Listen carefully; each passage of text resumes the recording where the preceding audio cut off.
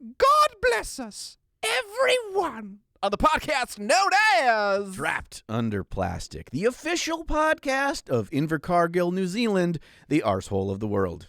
All right, I guess that's where we're based now. So I assume everyone in Invercargill is settled around the town hall. Yeah. You know, there's a single AM radio and someone's turning the dial until it gets to us. There's a Spotify frequency where they just play random things on Spotify, and every once in a while, a top podcast comes on. Yeah, and they're like, this is it. This is the identification of our town in New Zealand from now until eternity. Earlier, you said that this guy must be from here, but I think it's funnier to imagine he's from a rival town. Just put this one in to fuck with them. Yeah, he just wanted any excuse to call it the arsehole of the world. He's like, hey, Bill, did you listen to the podcast? Yeah, get fucked, Bill. He's like, no, I haven't listened to the new one yet. He's like, you're going to want to listen to it. It's like Shelbyville and Simpsons. And there's just like a fence. And he's like, just across the fence. I have, in my entire life, probably seen 2 episodes of The Simpsons start to finish. It's like a generational thing. Like you didn't line up with your stream of your age of when. Some of my friends did. I think mostly it was my parents not wanting me to watch adult cartoons. Yeah, you know. Yeah, we never had Fox when I was a kid because we lived out in the fucking sticks, so I didn't watch it. My friend had it, and then I remember watching it because I used to go trick or treating every year. And back in the '90s, it was always cool when the sitcom shows that you liked did a Halloween episode. Mm-hmm. And Simpsons were notorious for having sweet Halloween episodes. Okay. So I'd go over to my buddies. We'd go into town. His mom would usually drive us into town because he also lived out in the fucking boonies, and let us run around town, go trick or treating, and then we'd come back to his place, and we'd sit on his couch and we'd watch the Simpsons Halloween episode and like kind of collect our spoils. And then we'd eat candy and played Street Fighter 2 until like 2 in the morning. I freaking love that, dude. That was it. That was my childhood right there. Dude, speaking of regressing, I found myself alone on this last Saturday with like 2 hours, 3 hours to spare without a wife, and I just sat down and I played Star Wars: The Old Republic, a MMORPG. And it's been the longest time since I've played an MMORPG. I can't believe that the servers are still open on that Dude, game. yeah, people are playing. The reason I'm playing is because the single-player campaigns for each individual class are apparently really good. And so far, they are really good. And you get to play as a fucking bad guy. Isn't there a sweet new Star Wars?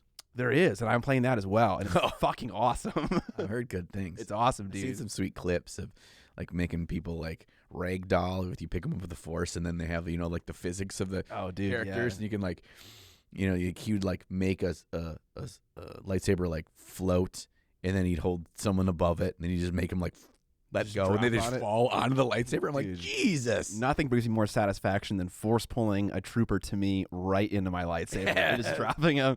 That game is awesome. Yeah, Jedi Survivor, the new one, I have been playing a lot of and really enjoying. But that's not the gaming experience that I want to talk about right now. So a little bit ago, I asked for recommendations from the goody peepees on what kind of game I should play for a cooperative D&D-like experience that is interesting right out of the gate. Is that board game? Or? Board game, Okay, yeah. board And game. I got a couple recommendations. And after some research on the internet and kind of reading reviews on Board Game Geek, I settled on Jaws of the Lion, the Gloomhaven game, which is basically like Gloomhaven. That's Gloomhaven 2.0? No, that's its own thing. This is like Gloomhaven lightweight. And when hearing For that, babies. Exactly. When I hear that, I'm like, I don't need the baby version of Gloomhaven. I can handle the full version. And I started reading reviews, and everyone was kind of just saying that, this is just a better Gloomhaven. Oh, really? And so I went and found the game for 50% off at Fantasy Flight Game Center. So for $27 fucking dollars, I get like this 26 long scenario-driven D&D like experience. And so I bring the game to like the first game night, and we play the game, and it fucking rips. It's an amazing game. It's so good. So, okay, you remember back in the day, you came over to my house for your birthday, and we played the Village Attacks. Yeah. Okay, and the first scenario we played was meant to introduce you to the mechanics of the game. Uh-huh. Do you remember it being particularly exciting and fun or interesting? Nah. I don't either, but you can chalk that up to it being like one of those intro scenarios, right? Right.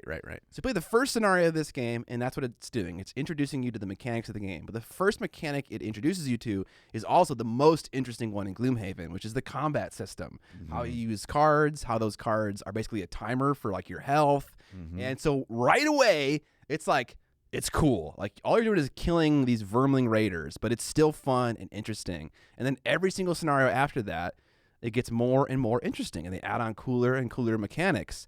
They allow you to switch out cards to get upgrades, add more cards to your hand, effectively increasing like your life total and stuff like that. Helpful, yeah. Exactly. And so it felt awesome right away, and we finished 2 scenarios in like 2.5 hours. So Nice. It was so fast. The setup was so quick, and there's still lots of cool things where like you're putting stickers on like a vinyl town mat and like traveling to different parts in the city, hearing cool things, getting money that you can spend on items. Like it has all of the stuff that you want, and it just feels faster to set up. It shows you the mechanics of the game that are cool right away. It's super fast, and it's just an amazing experience. So if you want Jaws a Lion, even not on sale, it's an incredible amount of board game for just that cost, and I totally recommend it. We're loving it right now.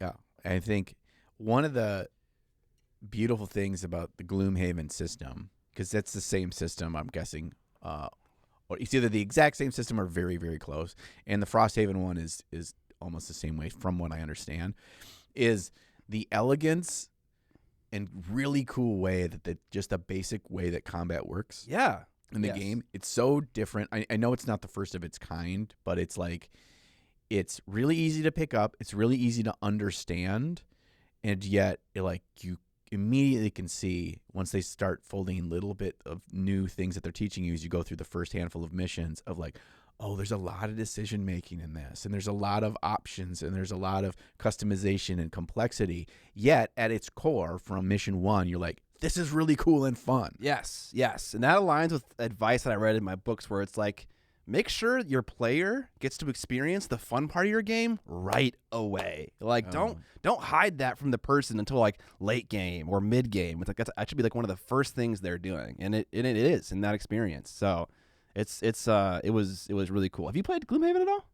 We beat the whole thing. Oh fuck! Okay, nice. Yeah, we beat the whole thing. We played through. You can found online like a map, like a chart of all the missions. Oh, cool. All the side missions or whatever. Because the people that I play with, Dan and Alexa. Dan is kind of a completionist. He's the guy in a video game where he's not done with it until he's like done everything. Everything. Okay. Yeah. So you can't 100% play every single mission in Gloomhaven because you make decisions that then basically chop off certain paths, which is cool. It should be that way. It should feel unique. But there's always backtracking to side missions. So we went through and we completed all the side missions, and then we beat the whole thing.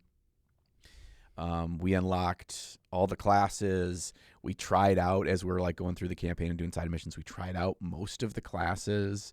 We ended up on a trio that the only downside we had to the game, and this is not a fault of the game, but just kind of the way we found ourselves playing it, is the last quarter of the game was kind of easy mode for us, because we found a 3-party composition where they all synergize really well, and all just basically, instead of like additive power of like your power plus my power equals this power, we found some kind of, unbeknownst to us, a multiplicative power. So it was like, not your power plus my power, it's your power times my power. And now we're just like we just steamrolled everything. It's like lightning in a bottle. In its own way, it's pretty sweet. Yeah, that's cool to discover that stuff. Yeah, but it was amazing. I'm so looking forward to Frosthaven, this is a fun thing, and I didn't even realize I was going to get into this, but I have my own gaming side of the podcast to talk about today. Oh! Because my regular Saturday game group with Dan, Alexa, and myself,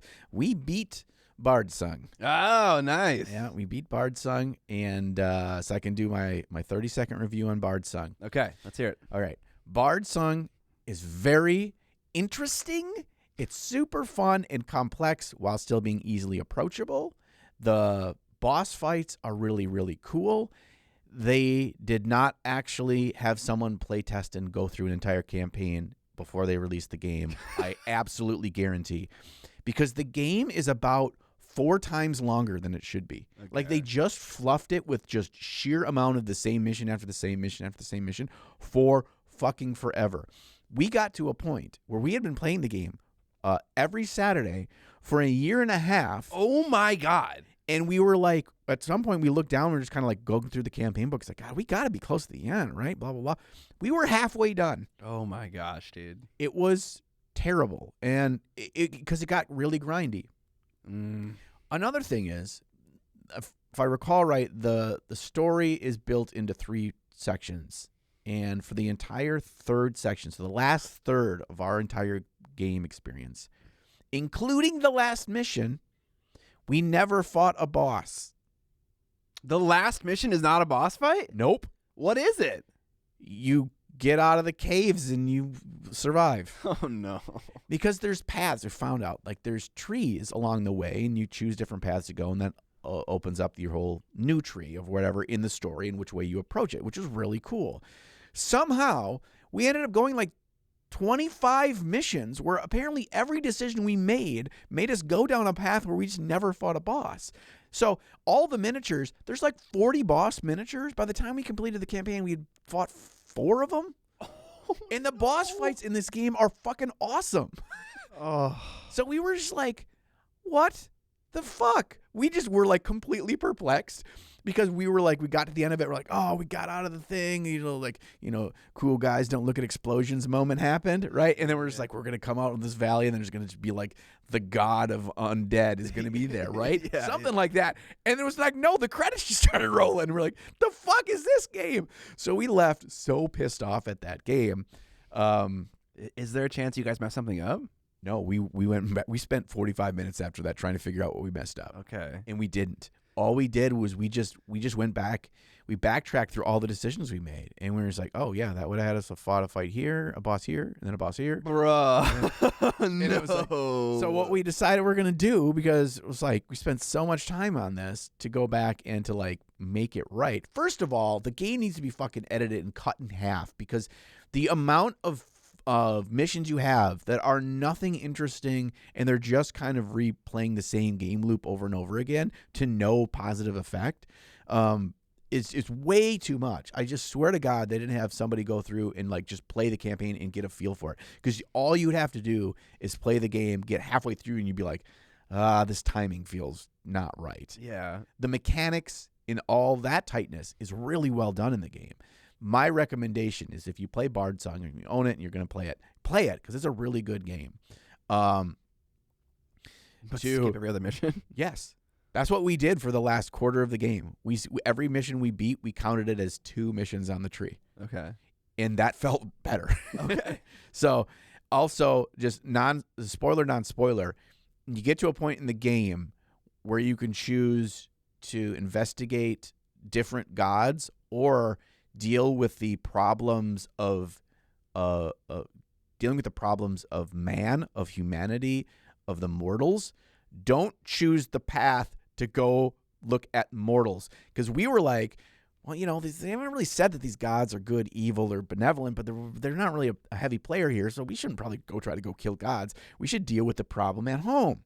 Don't do that. You'll never fight a fucking boss. Okay, that's good to know. Honestly, that's the kind of advice I'd want to hear if I was going to play Bard Songs. I want to play the fucking boss fights, of fucking course. Yeah, the boss fights are really. That's probably of all the games that we've played, probably my favorite boss fight game. Nice. It is, which is a big thing. Yeah. Very unique, a cool card system with initiative and everything in that game, and bosses have multiple initiative cards that are like different abilities. So it's like, it's not like 3 of us and then 1 of them, so they act once, we all act once. That means we hit 3 times more. They have there's 6 boss cards, and they're all a different ability, a different thing that the boss does. Yes. And then as you do a certain amount of damage to a boss, it doesn't kill the boss, it removes one of the cards. Yeah, this reminds me a lot of Dark Souls. Didn't love the grind in Dark Souls, but the boss fights were really cool, and it kind of worked that way. And there was monster facing, and it had a deck, and certain things reset the deck, so you could track what its moves were. But at a certain point, it would kind of reintroduce that randomness. Yeah, this sounds really cool. Yes, this is very keyed off of Kingdom Death does a very similar thing. Okay. But yeah, there's fun and range mechanics and all that kind of stuff too. But yeah, it was great. So what we're gonna do is We backtracked. We found the path. Basically, we sought out which final boss we thought would be the coolest to fight. Okay. Without digging too much into all their mechanics, basically which one looked coolest and biggest. We picked the one that's the biggest mini that comes in the box. Yeah, the big winged one? Yes. Yeah. That dude. So we're fighting that. And so this Saturday, we're going to fight that, and then we're going to pack up everything on there. They have one of those gaming tables that you can put the leaves on top, so it's a regular table, and then all your stuff is stored for your game underneath. We're going to pack all Bard Song up, and we're going to start Oathsworn. Oh, fuck yeah. Okay, I can't wait to hear what you have to think about that game. Yeah. Because my very limited experience was very enjoyable. Yeah, it was one of the reasons we were down to Oathsworn, Tainted. Tainted Grail, dude. Yeah, I hear a lot about that too. And Frosthaven. Those were our final 3. I don't think you can go wrong with those, honestly. Yeah, and one of the factors was like, God, we're like, oh, these are good. Maybe we're gonna like hold off a little bit on Frosthaven because we want to try other games because we did Gloomhaven somewhat recently. Yes. And then we're gonna go to this, and I'm like, Scott really said good things about Oathsworn. Let's is one deciding factor over anything. It's as good as any. So we're like, sure, okay, yeah. let's play some Oathsworn. That's awesome. Did you already have it, or did you have to buy it? Oh no, he kickstarts everything. Okay, fuck yeah. Yeah, he has. Just got like a basement. Dude, Dan has a Kickstarter room. It's a room just filled with shit from Kickstarters. Are they still in brown boxes? They were when I first met him years ago, because he had this habit for probably 5 years before I met him. Oh, God. That room was, yes, mostly brown boxes still with everything that it came in there. Oh, my gosh. I helped him set up shelves and display stuff, and he's got all this stuff now in the room that shows all his Kickstarter games. So, yeah. And then if there's an update, sometimes they run like a second Kickstarter for an updated version, or this is a kind of a thing with these big board games. He'll then back all the updated new stuff. So I guess was such a thing with Oathsworn. That he just recently got delivered. Oh, nice. Okay. So he's got all this stuff. And then he buys all the extra shit where it's just like the mouse pad player mats. Yeah. And like the custom dice trays for everything. So it's like I feel like they're grown, they don't have kids. And so it's like they have discretionary income to spend on this shit. So I'm like, this would be like if I was a rich person and just didn't have a job and just played games all day. This is what it would be like. Yeah, 100%. But I'm like looking forward to that. So that's my John's Game Nook. All right, segment of the day. I love that. A lot of people ask me what I thought about Gloomhaven models. I didn't include that in my video talking about. They are terrible. They are fucking terrible. They're terrible. Yes. So I know they put out new stuff for Gloomhaven 2.0, and I believe they refreshed the Jaws of the Lion minis. So I can't speak about those, but the ones that come in the vanilla box are so bad. And like, there's also a little guy who's he's called the Demolitionist. His concept art looks like a Christmas tree. Like, it's so that's bad too. Just the art direction. But the models are abysmal. I would never paint the models. Hatchet, that's the only redeemable one. But the other 3.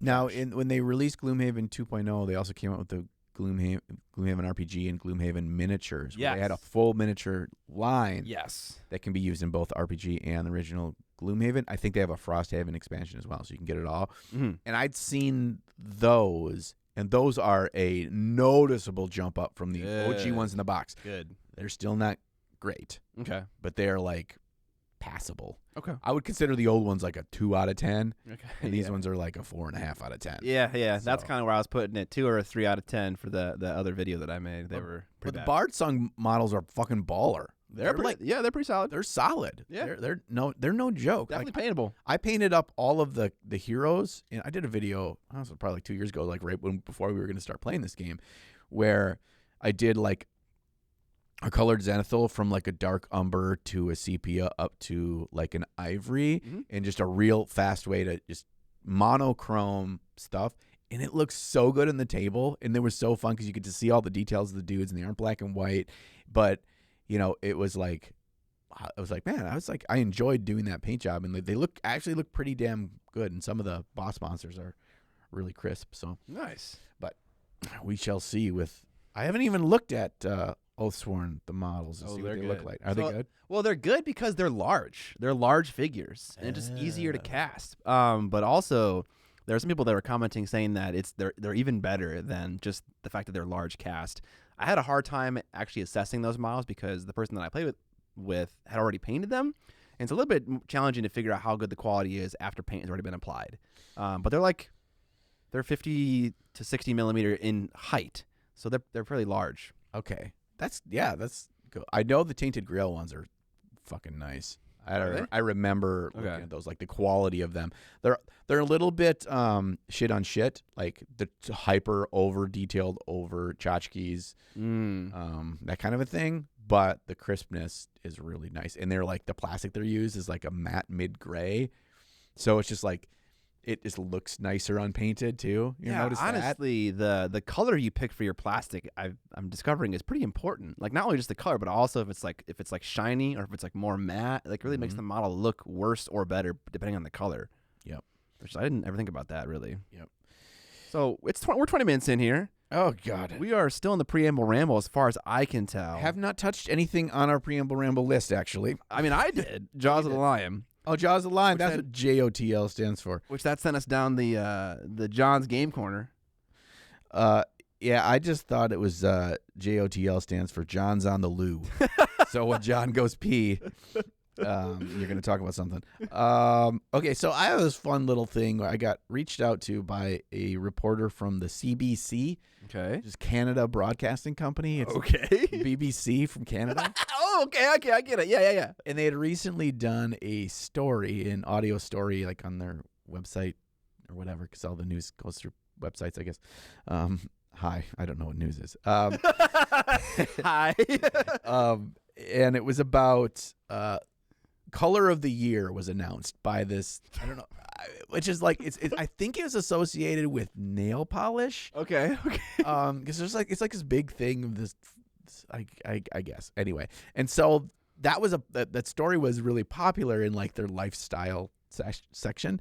So they're doing like these follow-up stories to talk about different other segments and color naming specifically in these different industries.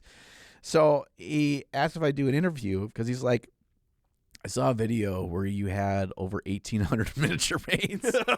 I thought you would be a good person to talk to about this. I'm like, all right, let's chat mini paints. And so it was really fun. If that article should be live, because I think he said it's not going to be an audio one, it's going to just be a written article. If that's live, we'll put it in the show notes and stuff, and you'll see. But it's just like talking about like naming conventions in miniature paint, and I'm just like, oh, how much time do you have? It's all over the goddamn map. And and in like traditional, more artsy style, tying with your IP, or a mixture of those things. Yeah, I feel like Prolocryl does like a mixture of artist-based names and then other more kind of fantasy ones too, right? No, there's just pure like I would say it's art, it's color named, so it's like warm gray or like magenta or whatever. But the tricky thing is their naming convention isn't necessarily tied to traditional art, because traditional art paints, like tube paints, they're often named by the color of the pigment. Yeah, but they'll have like bold pyrrole red. That's like a name from Prolocryl. Yeah, I don't know what pyrrole means. You're right. Neither do I, but that's definitely a tube paint that I've seen before. Yes. Or like obviously the pyrrole red pyrrole. Yeah, you're right. Pyrrole is a red pigment. So okay, they also have like white titanium. Like everyone has that, right? Yeah. That's more of an accepted one. Yep. But yeah, and they have like a coal black, which is just kind of more of a matte black. That's not as deep black. Yeah. Yeah. But and so then he talked a little bit about like the naming, and when I had, because he knew I had a paint set somehow, and he was just like, what was your process of naming conventions? And I was just kind of like, well, I want to do funny things, so I shared a little bit about what the funny names I had in mind for the colors that I had created, but they ended up getting the kibosh, understandably so, because to stay in the naming conventions of the rest of the line, you don't want to confuse people, and I totally understand that. But then there's also, so you have like GW, where you have like Dark Angels green or whatever, right? So it's using their naming conventions. P3 did it as well, with like faction-based names in the colors. But then you have other companies that just use like wild, funny names. Mm-hmm.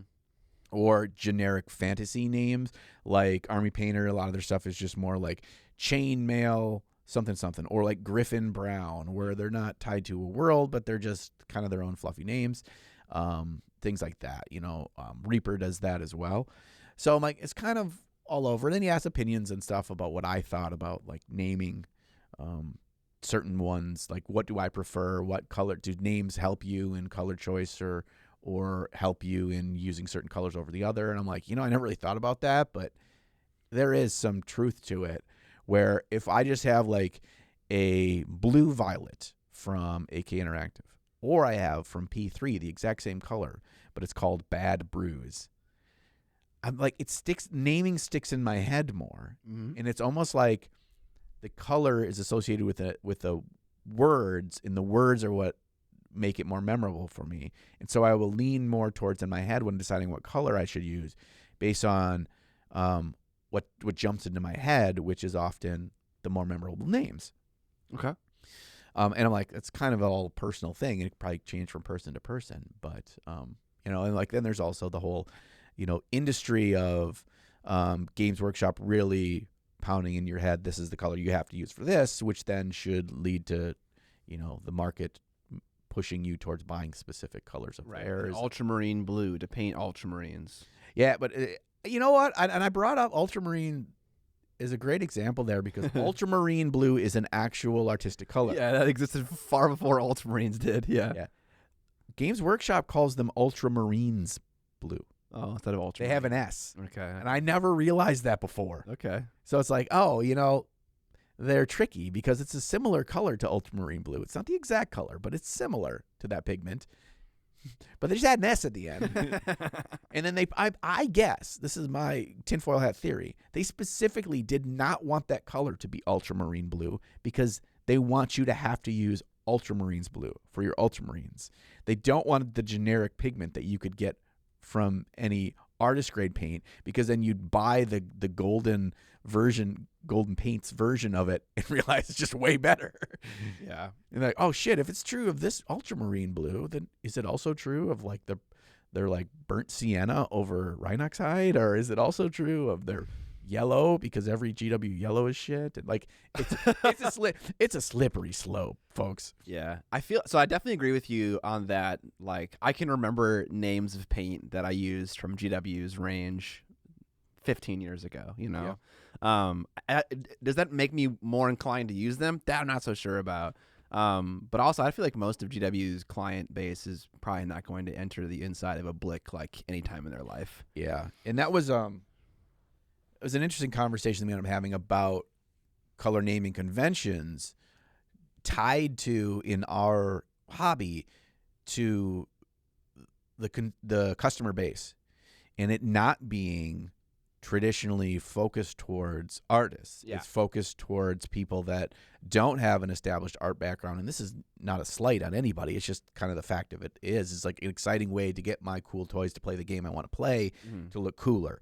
Like, and all the decision making on their art side products are done that way. And I don't think that's a wrong way to approach it either. Oh, definitely not. No. It shows itself in certain things, such as paint naming conventions. Mm-hmm. So I thought that's interesting. So yeah, that was a weird thing that just kind of like hopped up end of last week while I was at Vince's, and then CBC, dude. I was like, I didn't know CBC was a thing, but now it is.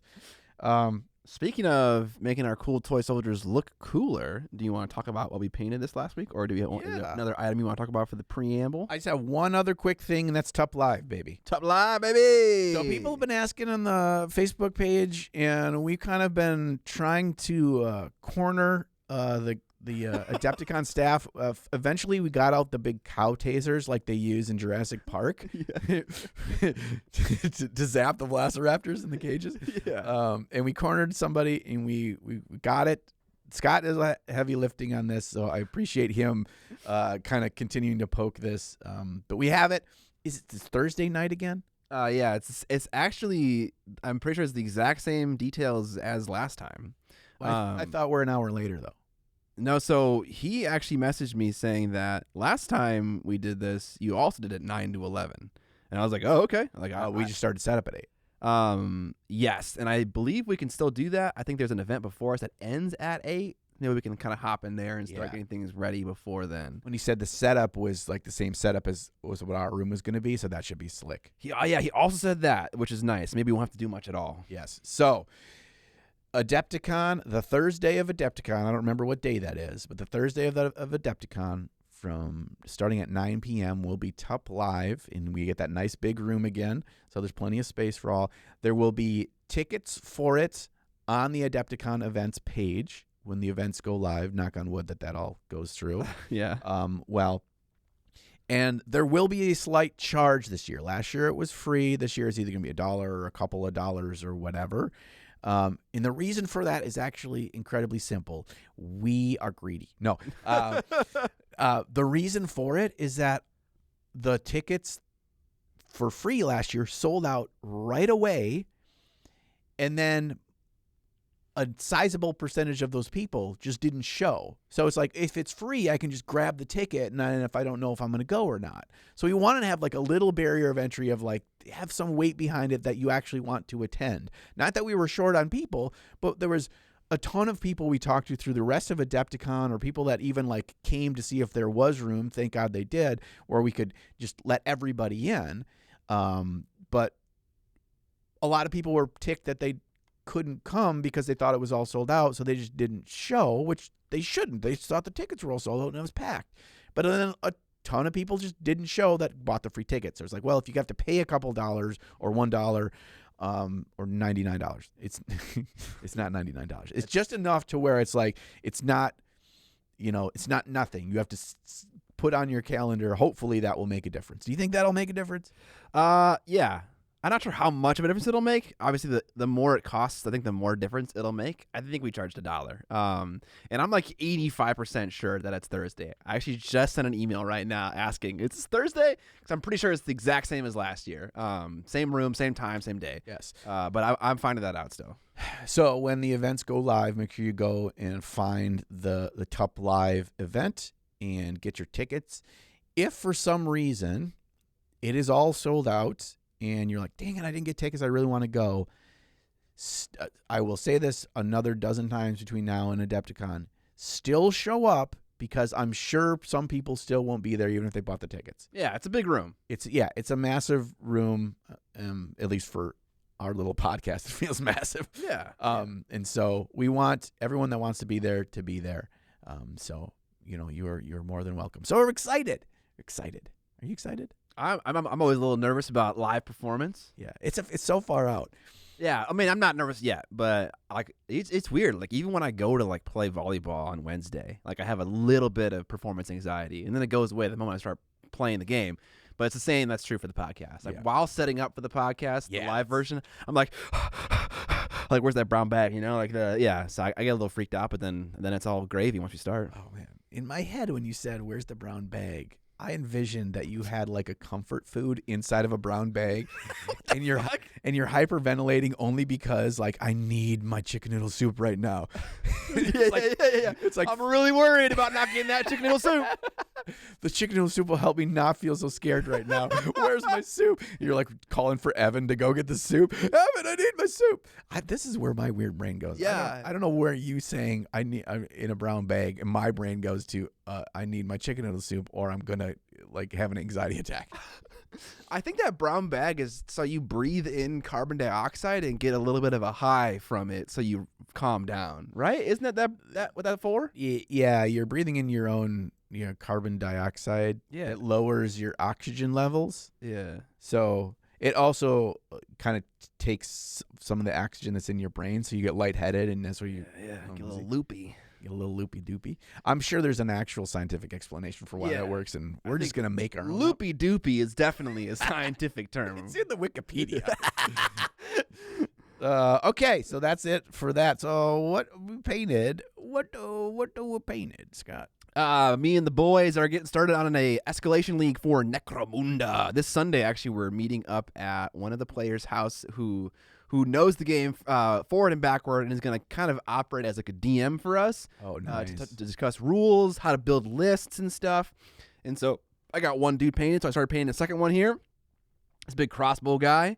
That is a massive crossbow. I know, dude. That dude has got to be ripped to be able to hold that thing up and steady to take a shot. Dude. That thing's got to weigh 120 pounds. He's got arms just as big as mine, so he's probably fucking struggling. Well, he's probably got that necromunda juice going through him. Yeah. Someone at my stream described these guys as garbage men. So I love the idea of sci-fi trash men. But yeah, it's not a whole lot. I painted the khaki jerkin thing and like his big coif, his big green coif. Most of the cool stuff's on the back of the model, not really the front. So that's one of my work in progresses. You should, because you have that cricket, so you should print off some decals of the waste management W and just put the, because I did, it's green. I know, you just put the yellow W for waste management on his shoulders. Like, we're here to manage your waste. Oh man, there's something about just putting so much effort into a paint job to like have it be a punchline. Yes. It just doesn't sit well with me. Man, it's even better. Yeah. It's like it's like layers of an onion. Only when they dig closely do they understand that the W stands for waste management. And then you could have like them have like sweet like one-liners when they kill an opposing guy. You'd be like, okay, I gotta think of one. Time to take out the trash. Yeah, that's a good one. And it'd be like, make sure you separate your recyclables. They care a lot about that in the 41st millennium. All right, what you got? That was one of mine. All right, so I painted, in quotations, painted two things for Vinceycon. We'll start with the lesser one.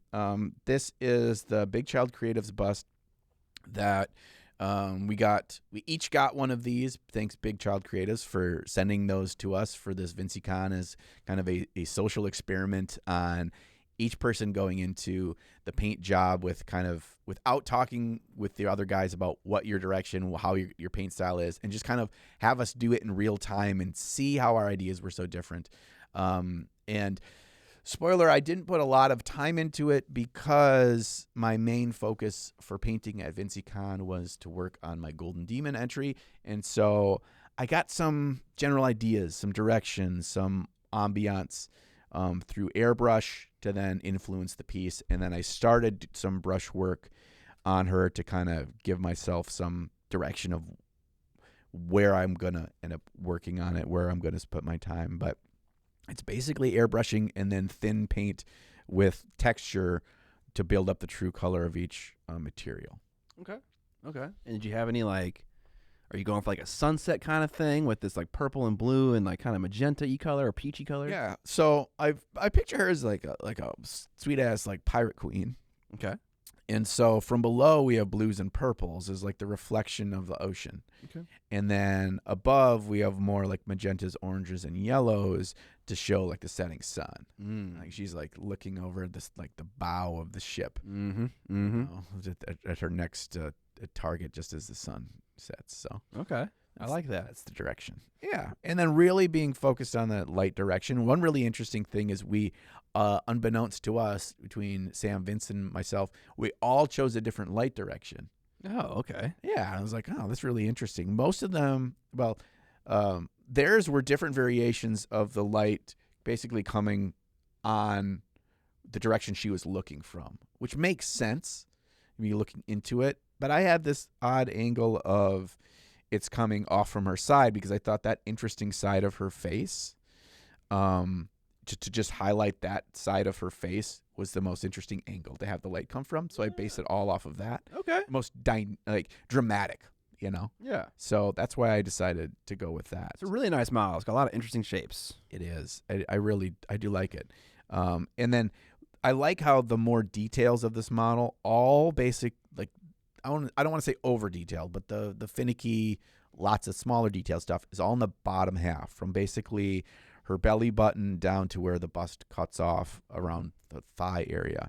Meaning the part that's going to get the most attention, what you're going to try to draw your audience's eye to, is a lot less busy. And so you can really focus on those things being more attention grabbing. And then you can have less detail and less effort spent on those lower half things because that's not where your attention should be spending anyway. Yeah. That's my thought anyway. No, that's definitely right. And so now I'm trying to think, like, if I were to like make a display model, I feel like I would try to not put a ton of detail like in the areas that don't matter, and a moderate amount of detail where it does matter, because I don't want. It's like you don't want to be thinking about like, okay, how much effort should I put into these lower parts? I guess I'm thinking purely from like a competitive painter point of view. It's like you wouldn't want that like bottom like little belly plate to be like totally blinged out, right? And like and all these things that she has. I don't know. Yeah, it is a good question. You could always think of it as like the big gaudy frames that they put around like old paintings and stuff. It's like you're framing the beautiful, less detailed thing with more detailed things that you're not there to look at the frame. Okay, kind of a thing. That's that's interesting. I never thought about that. That's one approach. Okay, the last thing that I see from you over here is a whole bunch of damp boys. Damp boys. I officially finished painting my Greyjoy army. It's like not really like I use different lists all the time, so this is just one list, but it is a full legal and fully painted Greyjoy army. I had 2 characters over here that were part of the resin catastrophe of 2022. Spoogegate 2020. Spoogegate. Is it 23? That was just this year, wasn't it? Was that this year? That was like Vinceycon last year. I came back from Vinceycon last year and then was painting up dudes for that video. I guess trying to live like Vince. I guess it was how soon after that, because that was right in December. Did you do that before or after the new year? Either way. But I actually reasoned that these ones I didn't need to repaint. I chopped their heads off and put new heads on from other models, and then repainted the heads and did some green stuff work to kind of hide my crimes. And I don't know. I don't think you can tell. Right? Can you tell that like? Can I tell he was spoogified? Is that what you're asking? Well, yeah, sure. Yeah, can you tell it was spoogified? I feel like those heads are not removable. They come as a single cast, and so it's not like I would never have guessed that this is not his original head. Yes, excellent. This one had a little bit. She had more spooge on her neck, neck spooge. Jesus. So I had to chop off more of her head and her upper body, but I feel like it's okay, right? Yeah. No, I wouldn't have known. So I repainted that head, that neck, and that shoulders on her, and then the head for Wendemir, and that turned out fine. And then I finished up my Iron Makers, my favorite dudes in the whole faction, just these big armor boys with big old hammies. All right, let me put these down. So now I got 40 fatty points of Greyjoys ready to rip. Fatty! And I will say that I definitely put less effort into this army than I did my Soulblight Gravelords, which kind of makes sense. Like, the models are a little bit lower quality. Spending time, I think spending more time on a lower quality sculpt does not yield the most visual improvement that you would get from spending that same amount of time on a nicer quality sculpt. Do you agree with that or no? I never really thought about that before. That's a really good take on it. I tend to agree. You need to interpret more with this, right? Yeah, there's the diminishing returns are much higher. That's a good way to say it. Yeah. And so, but I kind of regretted that ultimately. I kind of feel like I had given them like this 10% of polish that I feel like the AOS army got that these guys didn't get a whole lot of. But I don't know. I don't really know how many more hours that would have taken me to get that 10% visual bump. I feel like it would have taken a decent amount of time. Right. Yeah. But I think they're really clean, and the things that you put the attention on look really well. Like the cloaks all look really well done. They're all, like I said, all the black lining and the clean differentiation of the details is an important thing on a less detailed sculpt. So you really are making the job easier for the audience. And in that regard, you can kind of overdo it if you did spend a bunch more time. And so I think they look great. Like just enough work. Yep. And they have a lot of areas where there's not a lot of like surface area. So what are you going to do? Are you going to build up on each of these plates on their banded mail up to 3 levels of silver or whatever? Like it's not gonna show. It's not gonna show, and it's not gonna be worth all the time that would take for each one of these little things too. So you still do have highlights on things like the upward facing ones on the knees more than the downward facing ones. It all shows. Okay, I think they look great. Thank you. Yeah, and I love the basing scheme too. They all feel fairly moist. But yeah, I'm happy. I'm kind of feeling like I'm on a roll here with army painting and stuff like that. Got these 2 done. Got the kill team done this year as well. Looking to get the Necromunda done for our next little escalation campaign here. I want to paint. I'm gonna host a in-house Shatterpoint tournament in January or in February in my office here, and I want to finish my Shatterpoint squad for that event as well. So I'm feeling pretty good about like how many things I have like painted armies for. It was always kind of like a little goal of mine to have like an army for every system, so I could like play anything. I don't know if I'm gonna ever actually do that, but play anything if I ever needed to at any moment's notice. You know? Wow, that's a pretty cool goal. Yeah. Awesome. Yeah, that's me. Got my Greyjoy army all painted up. And the last thing that I painted was I worked on the first character at Vinceycon for my Golden Daemon piece, which is the Cities of Sigmar squad piece. And I did not finish him at Vinceycon. I got everything on the character done. The only thing I did not paint is the head in a box on a stick. And I painted that when I got back for the video. It's going to be kind of on Vinceycon and kind of painting for Golden Daemon. It was interesting. It does use the same the universal shadow tone from that you talked about from your time with Roman. And so I have this like a deep, it's called darkness is the name of the color. Is it actually called just that? Yeah, darkness. It's a chimera color. It's like a deep bluish purple, and so it's just a nice shadow. So that color, Bro, you can tell. yeah, it does. It feels like a level of atmosphere to it. Yeah. Is everyone getting that same? The whole piece is going to have the same shadow. You can fucking tell. Yeah, and it's so the only problem I have with it is that the color is great. The paint itself, I should have tested out the consistency and how that paint works. Is it trash coverage? It is. Ugh. It's trash coverage. This is Chimera's downfall, man. It's super like just slides all over the place. You have to figure out mixing it in. So it works just fine with glazing. Honestly, to me, it works how most of my experience is with scale 75 paints. Like it works great with glazing. It works just great when you thin it down. But if you want any kind of like opaque paint coverage, it's just kind of jelly and weird, but fine to work with once I figured it out and didn't rely on it to have some stuff. So you can even see like on like the undersides of his knee plates and the underside of his belly plate, you can see more of it where I kind of built it up to a more opaque color as the bounce reflection of that shadow color around the rest of the piece of the model. I didn't go super over the top with the lighting to where the back is really dark. So I wanted to keep that. I felt like that was counted against me last year to go too artistic with dramatic lighting. So there certainly is a light direction. There certainly is. You can see, especially on his face. Yep. So is he standing? Yes, he's standing like that. Is his other side of his face fully occluded when you're looking at the front of the diorama, or can you see it a little bit? You can see it a bit. Okay. But so the light is going to kind of come down in basically straight ahead if you're looking on the piece. It's coming from straight ahead and above in kind of a cone.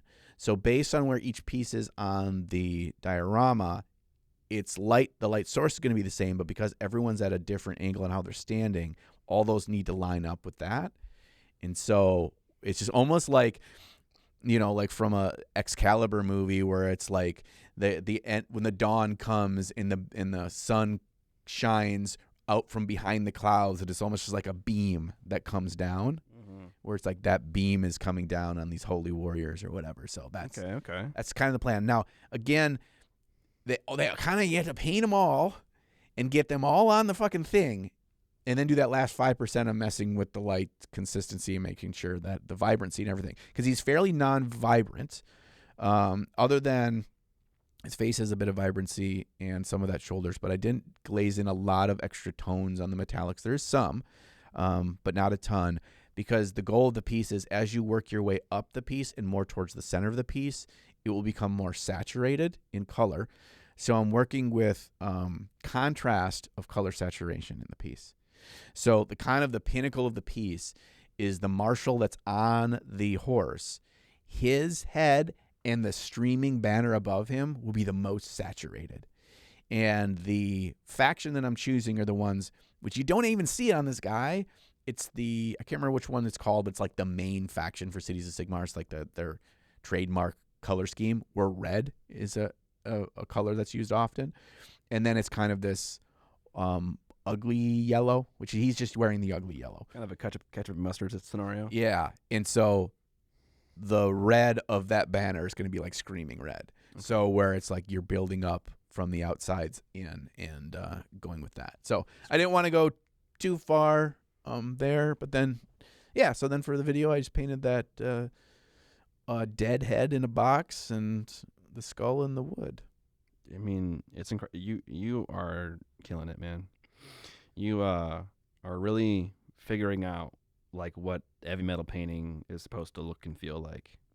It's really impressive. I think the one thing that I think you probably need to do is you got to paint these eyes like GW paints eyes. Yeah. Yeah, I purposely kept them dark with just the glimmer of light, and that glimmer might be too big where it looks like that's his pupil, and that's not what my intention is. Yeah. I just want it to be just that dot. His eyes are so fucking tiny. I know, dude. Yeah, it's so fucking crazy, actually, because like you get such a wide variety with GW's models. Some are really easy and nice to paint, and these ones I can tell are very fucking small. Because they did the lower lid, upper lid, and then bags under the eyes thing on the sculpt, and so when they do that, they're just like taking real estate from the eye itself at every little thing they're doing to it. But yeah, I agree with you. But then Sam was like, dude, that little glitter of that's like a heavy bodied artist white. He's like, it just shows so much. He's like, it's so cool. I'm like, and I really like it too, but I agree that it's like, maybe it's too much. There is some paint. There is some like a dark, warm gray. So I took like a warm gray, which is the color I often like to use with eyes, mixed with that shadow color as a base tone for the eyes.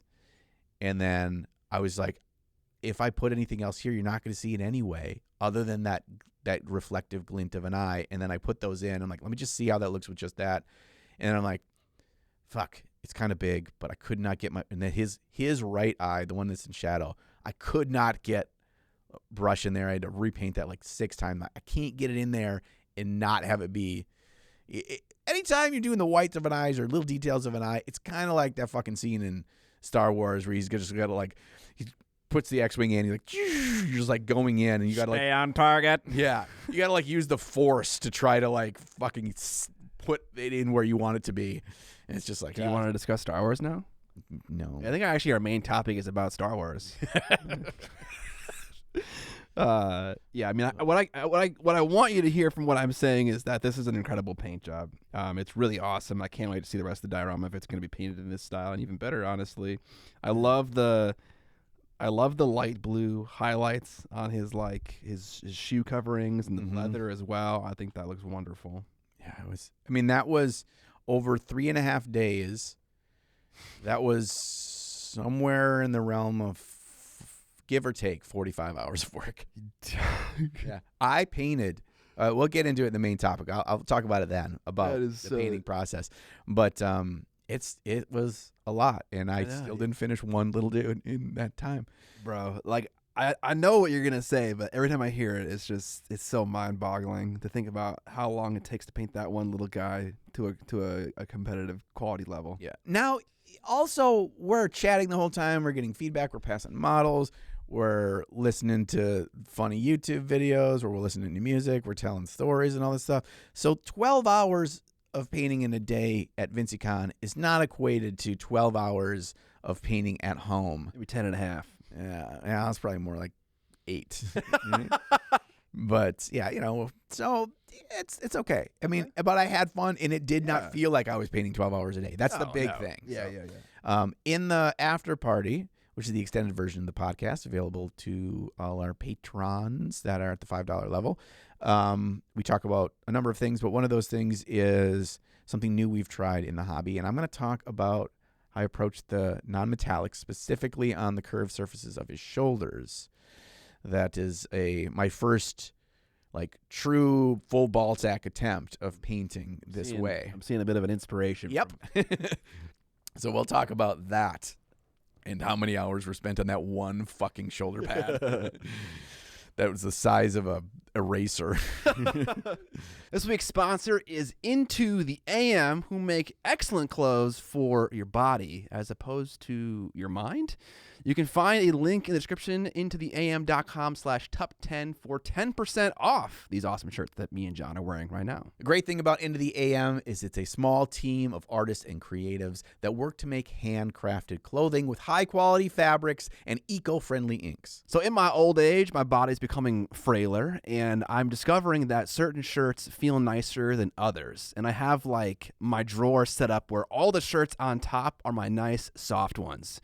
And Into the AM has nice soft shirts. I'm wearing it right now, and they actually fit super great. And apparently they also don't shrink in the wash very much. And they don't just make t-shirts as well. They've also got flannels, they've got sweatpants, and they've got my new favorite zip-up hoodie, my Into the AM hoodie. If you've heard me talk about this before on my own channel, it's 100% the truth. It is my favorite hoodie that I own. The shirts come in a bunch of different styles, plain, vintage, and graphic, and they also have a bunch of bundle deals as well. Every time I go to Into the AM's website, it seems like they've got a bunch of new designs, and they have them categorized into different kinds of things based on what floats your boat. For me, it's the Japanese theme inspired, as well as their wide variety of skull-based t-shirts. Just like the one I'm wearing today. Got a little skull with a beanie on it, and John's rocking a shirt that kind of reminds me a little bit of Annihilation, that awesome movie. It's a flower skull. Thanks again to Into the AM for sponsoring today's episode. Don't forget, you can get 10% off any order by going intotheam.com/top10. Now let's get back to the episode. All right, John, you ventured 800 miles away to go to a nerdy, stinky basement. Yes. Why? Why would you do that? Well, especially since I already own my very own nerdy, stinky basement. And your nerdy, stinky basement is much closer. I had options, and I chose Columbus, Ohio. Not even Columbus, Ohio.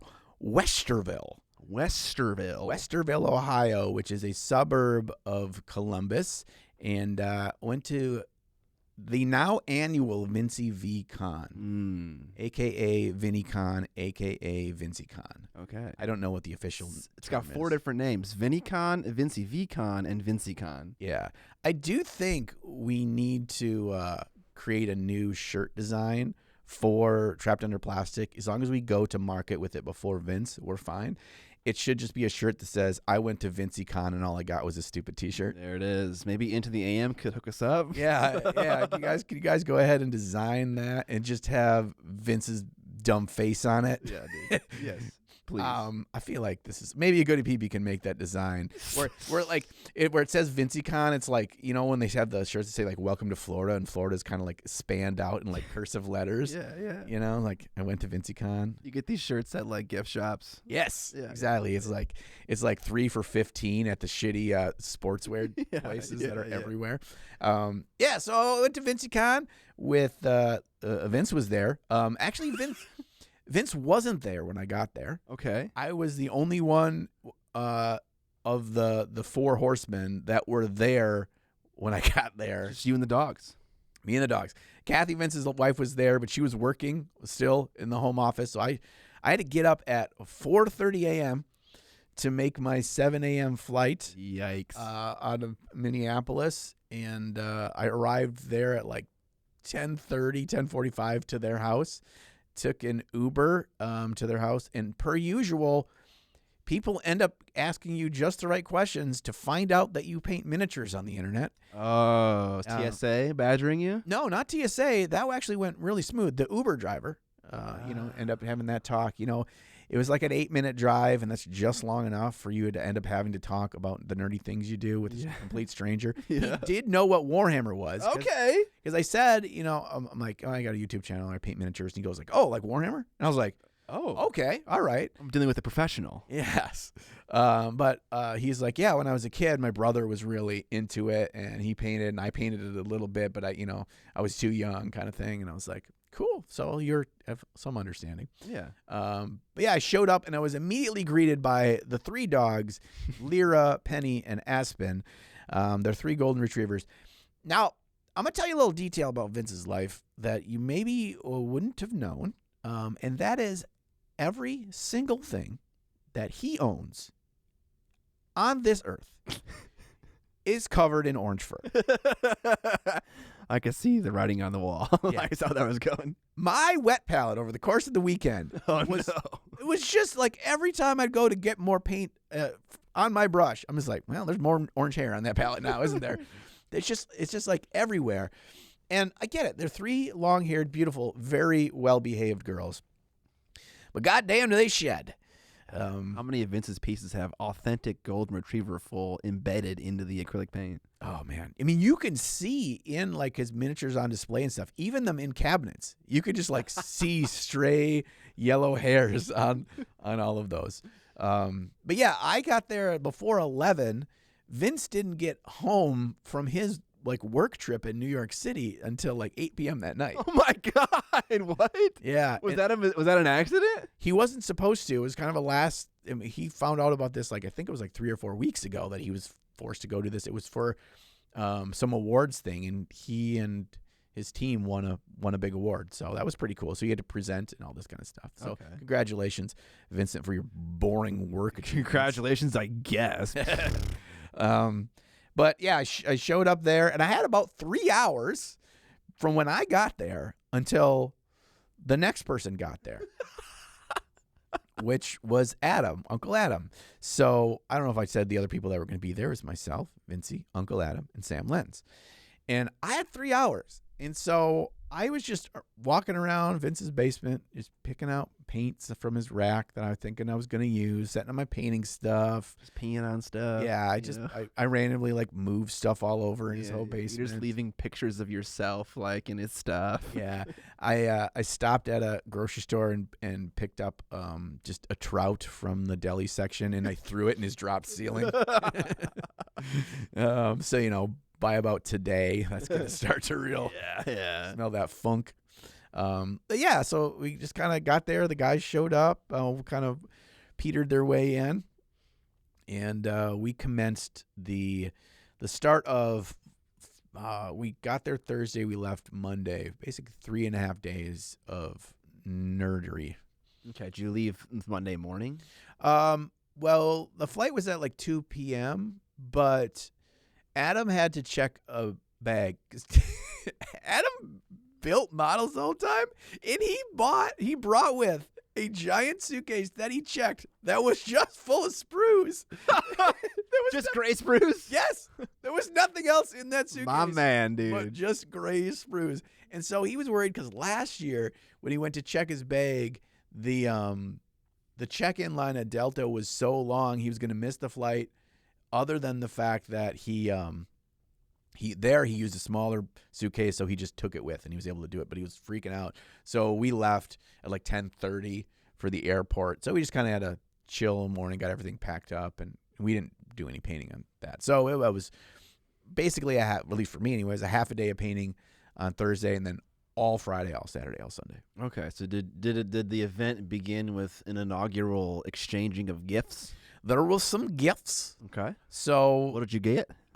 Sam's gift for all of us was to coordinate all the stuff with Big Child Creatives to get them to send us the models. Okay. So everything we painted was Sam's gift, which is the greatest gift because it allowed us to all paint the same thing and not have to all order them and hope they got here from Spain in time. Put them on plinths and assemble them and clean them. Yes, he did. Prime them. He did. He had them all cleaned and sub-assembled and primed so we could just start painting, which that may not seem like something, but like if you sit down to like paint jam or something, like that can quickly take a large chunk of your time together. So that was great. Adam brought us his warm personality. Sunny disposition.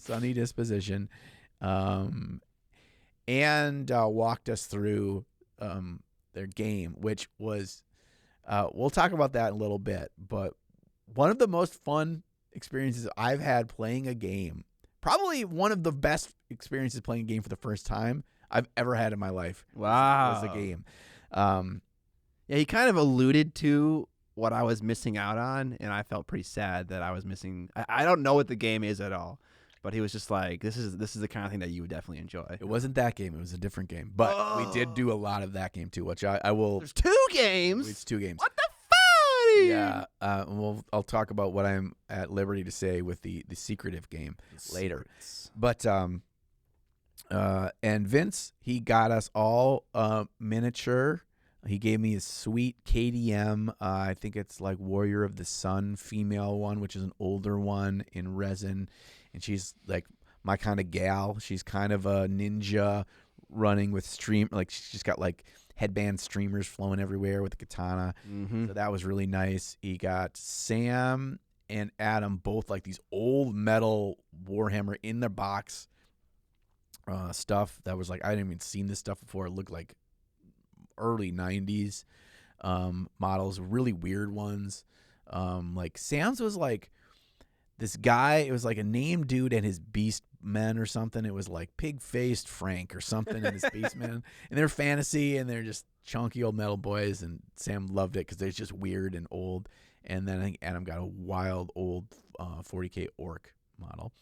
And then Vince also had big boxes out.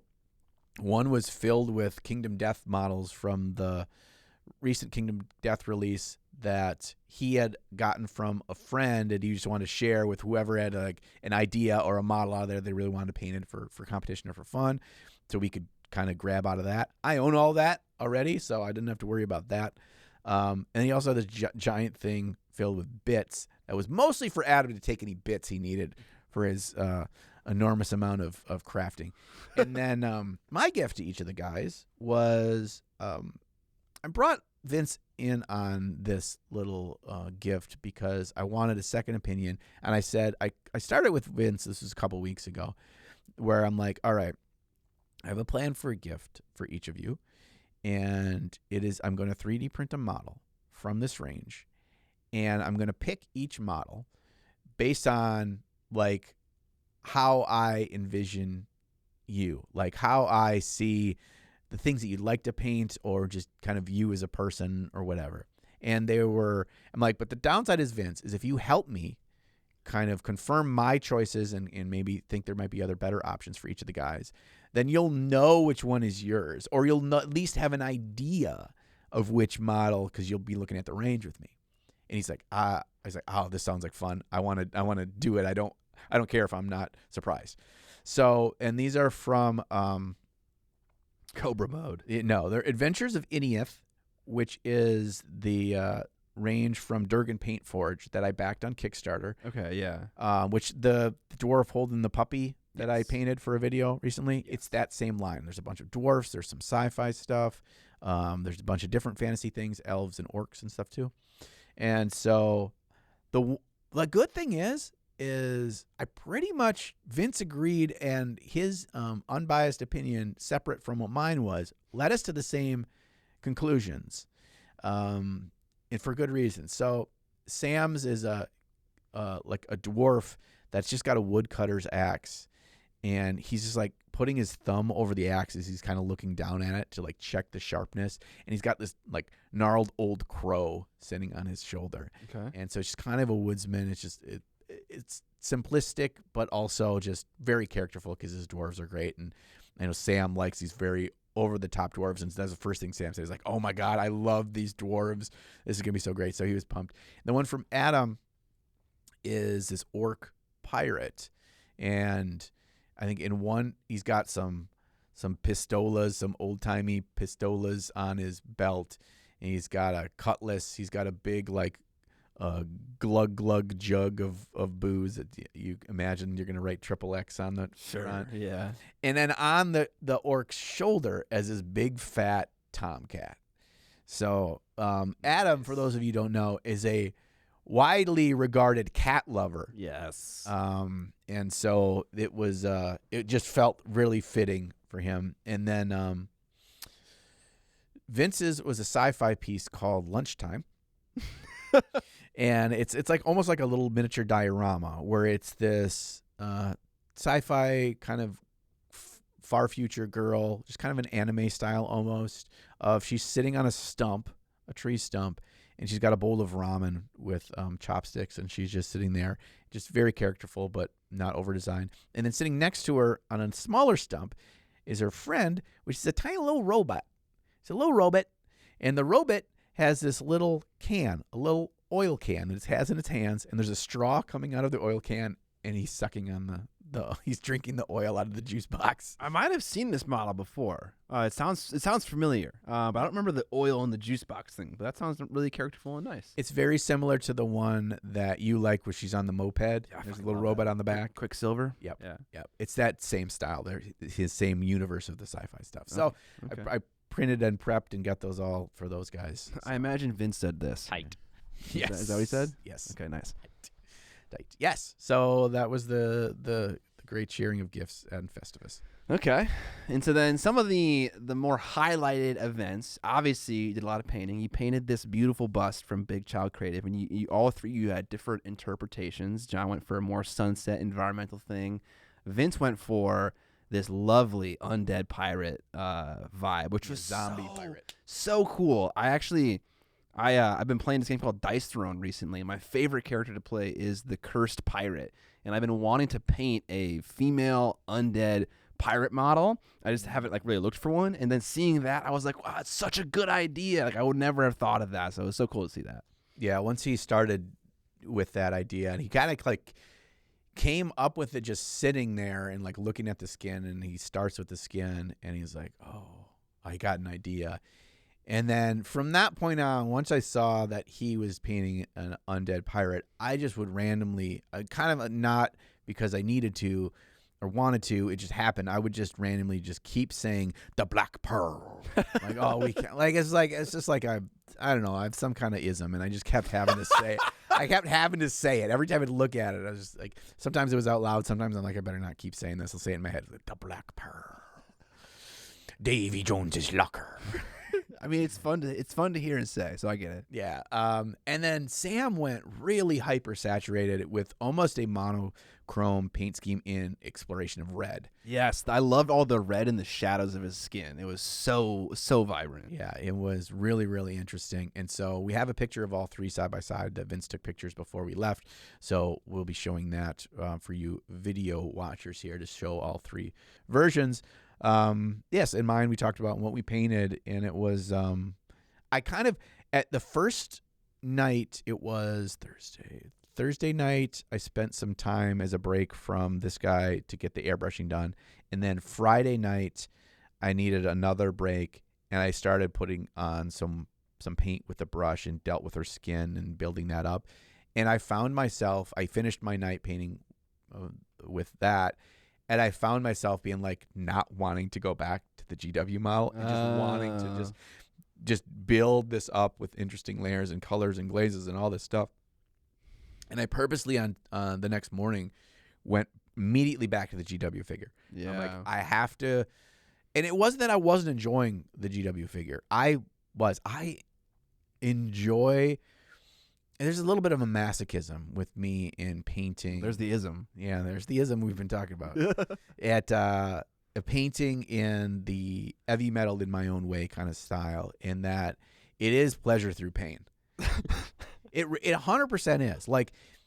And I mean that in a truthful way, because it is purposefully very grinding, and it tests your willpower. Yeah, I don't know if it's masochism though, because there are some people that genuinely enjoy the pain.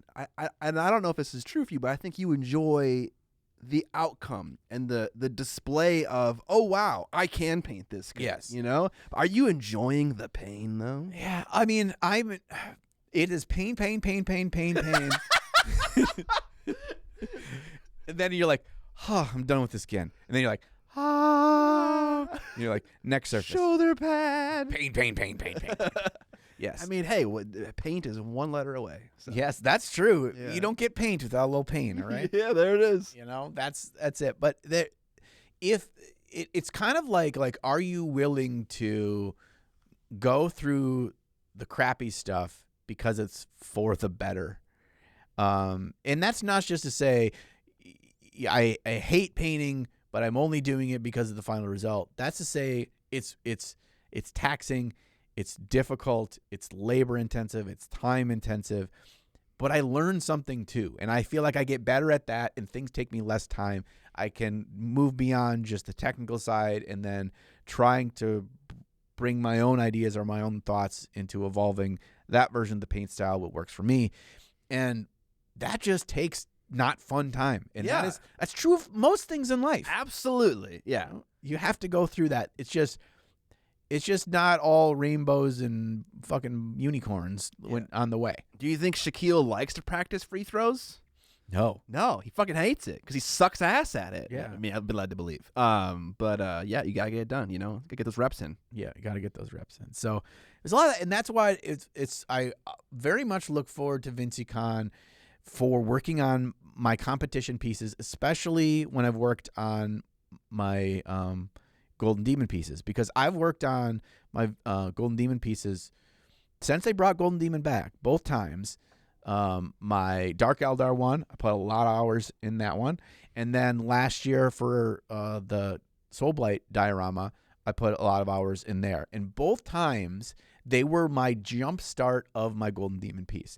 I hadn't done much or any work on the pieces prior to Vinceycon, and it was my springboard to say two things. One, feel a bit of confidence and excitement of what the final piece will be. And two, I've put so many hours into this now, there's no fucking backing down. I'm not going to quit. I'm going to keep pushing.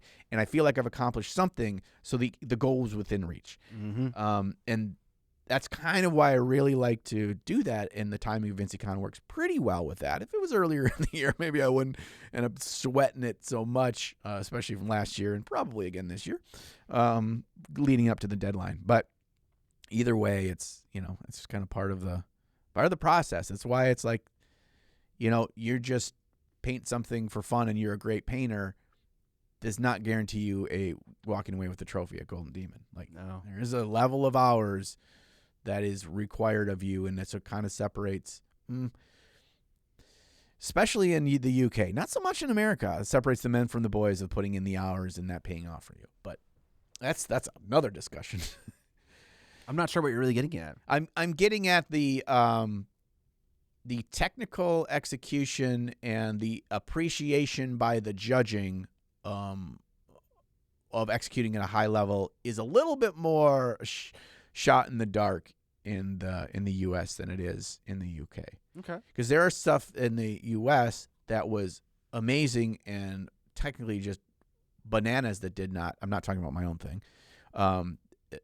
That did not place last year, and there were things that I thought were sloppily painted, but paint technical execution was not great and won because of other factors. So, okay. But anyway, you all you can do is you do your best and you can try your hardest, and then you hope the fates align. Yeah, and then when they don't align or they do align, you're really sad. It says something about you after being crushed, and I was crushed last year. How do you respond? Life is not what happens to you; it's what you do after it happens. But then your friends buy you Popeyes. Yeah, dude, I appreciate those Popeyes and tears. Popeyes and tears, my two great things, great together. You're gonna grow to hate Popeyes because whenever you eat it, you're just sad, and you're gonna be like, actually, fuck this food. I hate this food. I'm leaning on the very first year of Popeyes was the first year of Adepticon that I won a crystal brush. Oh, there you go. Okay, so I just keep leaning back on that. So my core memory as a person of Popeyes and painting is pure gold. Okay. I mean, technically it was silver because I won a silver, but it was pure gold. Still an awesome moment, though. Yes. So yeah, that was it's it. And it was I had moments of painting this over the weekend where I was just like, I don't know if I'm good enough, and then I had other moments where I'm just like, I can do this. Like I'm seeing things here that give me hope. And it's great to through that whole process to be getting feedback of people that you trust and care about. That can be the end of the sentence. But also you really hold in high regard their opinion and their thoughts. And when you say, like, tell me something that is wrong, tell me where I fucked this up, tell me where I'm misleading, And Sam and Vince would every time, they do not hold punches. They were just like, this is a little off here. Do you see this? You see this? And I'm like, oh, yeah, I did see that. I'm like, that needs to be darker. That needs to be pulled in. There needs to be more this, that, or the other. This is a little, this isn't clean enough, John. And it's always like, okay, it kind of gets you in the mindset of the first thing I'm doing for this competition piece is something that I'm not allowing myself to slack on things I saw and I didn't see. So I'm setting a standard for myself that I have to then carry out all the way through, and having access to those guys virtually throughout the rest of this to help with that as well. Awesome. So we there's a lot of painting, a lot of discussion about all sorts of things. What was the best snack? Because I know Vince provided snacks. Did he have the blue Takis this year? No. There was a little bit of don't worry, the story's got a good ending. There was a little bit of a letdown in the snack department because Vince was gone for like 5 days prior. So that was one of the things that didn't get done. But then like Friday morning, we ended up going to Target and went on a snack haul ourselves. Okay. And I came back with the giant tub of cheese balls. There you fucking go, dude. Yeah, dude. Party. Cheese balls. Needs cheese balls. Yep. And so we had some snacky poos, but it was less snacking this year. And it was more just like eating awesome food at every meal until we were stuffed. Okay. Twice a day. Okay, so what was the best meal? Okay, we went to a chicken tendies place that Vince is like, we need to go here. It was one of those like, I don't know what they call them, if there's a term, but it's like a mall food court, but it's not attached to a mall. Oh, it's an adult food court. Yeah. It's for cool people. Yeah. They have those now. Apparently they're a thing now. They have They're a thing, yeah. And there was a chicken place, and I can't remember. We sent you a picture of it. I did, yeah. I saw it. I was very jealous. It's called like Just Tenders or something. Yeah, yeah. And that, I mean, it was fucking phenomenal. Was it? It was great tendies. Yeah. So that was amazing. We had really good pizza. Kathy, the first night, made the country ham and mashed potatoes. Nice. And that was just a beautiful way to start the weekend. We had Mexican again, and once again, they forgot one person's order. This is a whole order? Yeah. Oh, no. Last year, same thing happened. They just like didn't get all the food. The heck? So that was that. I'm trying to think what else. We did a healthy lunch one day. That was like this place that just did like wraps and shit. And I had a buffalo chicken wrap that was healthy, and it was really good. Kind of cleaned my system out. Yeah, that's honestly not a bad idea, because like you kind of realize after a couple of days of eating not super healthily that you're like, you know what?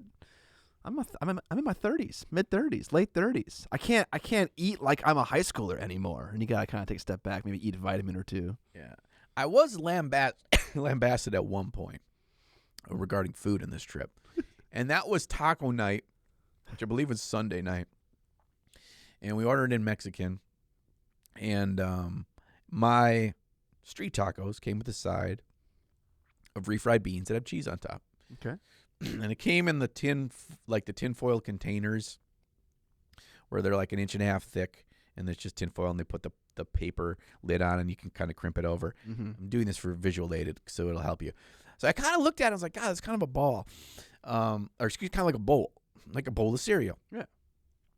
And I had the idea, because I like different textures in my food. If the food is too samey a texture, especially if it's like doesn't have any kind of bite at all, it's not a big fan for me. So I like refried beans, and these are pretty good refried beans with cheese on them, but it was a big bowl of them. So I did what any red-blooded American would do, and I threw a bunch of cheese balls on there. And I ate it like a bowl of cereal. You fucking Ethan.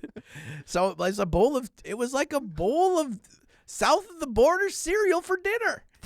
And it was delicious. What part of fucking cheese balls is south of the border, bro? Well, I mean, yeah, touche, I guess. You call it a fusion dish. Yeah, it was a fusion. And I just had a big spoon, and I just ate it like I was eating Fruit Loops. God, what the hell? Vince lost his mind. He didn't know what was happening, but couldn't stand for it. He kicked you out. He walked around like a dog that was nervous that his owner wasn't home. Wait, did he not see what you were doing with his own eyes? He noticed it after I was like 2 spoonfuls into my cheese ball cereal. Okay. And then he's like, what the fuck are you doing? And yeah, that was so I kind of got made fun of, and I'm like, joke's on you guys. This is delicious. Okay. So pro tip, if you get Mexican food and it comes with a side of refried beans, it's especially better when they have the little melty cheese on top. Just throw some cheese balls on there. There you go. Mexican cereal. Yeah, that's it. It's beautiful. Savory dinner. It was amazing. Yeah. So also just about every night Vince and I played Magic. Okay. As we do. Okay. What was the win-loss? I think we played four different matches. So best of 3, 4 different matches. I won 3 of the 4. Okay. He won the first night. I was setting the tone. And I was like, we can't have this. Can't stand for this. We can't. This is not allowed. And then and he got like, what's the word? He got confidence, and I'm not gonna stand for that. No, you can't allow him to be confident about his abilities. Yeah. So then I was like, oh, yeah, I wasn't toying with you at all, Vince. Yeah. Then you turned up. Yeah, I turned it up and then proceeded to dunk on him for the next 3 nights. This is what I want to hear about. What I want to hear about is any great Kathy one-liners. And I also want to hear about the gaming, because I know there was more gaming going on. You can't talk about all of it, but I want to hear what I can hear. Well, we did have there was something I did not know that was happening. I guess Vince probably told us and I forgot. Was that Kathy was going on a trip. Okay. She's going on a trip with her mom and then 2 of her friends to Europe to do this weird, like, I don't know, it's probably not weird, but it's kind of like a Carnival cruise line, but it goes through like all these, like, I don't know if it's through rivers or it's just surrounding the oceans for all these different countries, and you get off at all these different countries. Yeah, a little European river cruise. That's it. Yeah, my aunts and uncles and grandpas and grandmas did that one year. Yeah, so they left for that on was it Saturday morning? One of those. It was early on in the trip, so Kathy wasn't there for the whole thing. Oh, okay. That's kind of part of the experience. Yeah, you know, a little sad actually. I know. Yeah, she was great. The usual amazing hostess as always, and made just the right amount of fun of us. She's really good about like knowing where all of the weak points are on our fleshy, nerdy bodies. Yeah. And poking them so you know she knows they're there, but not stabbing you deep. Yeah, it's just like a little bit of blackmail, you know? Yes. It's like, I know this is your weakness, and I will take advantage of it if you cross me, you know? Yes. And, you know, as per usual, she made lovely homemade Christmas cards.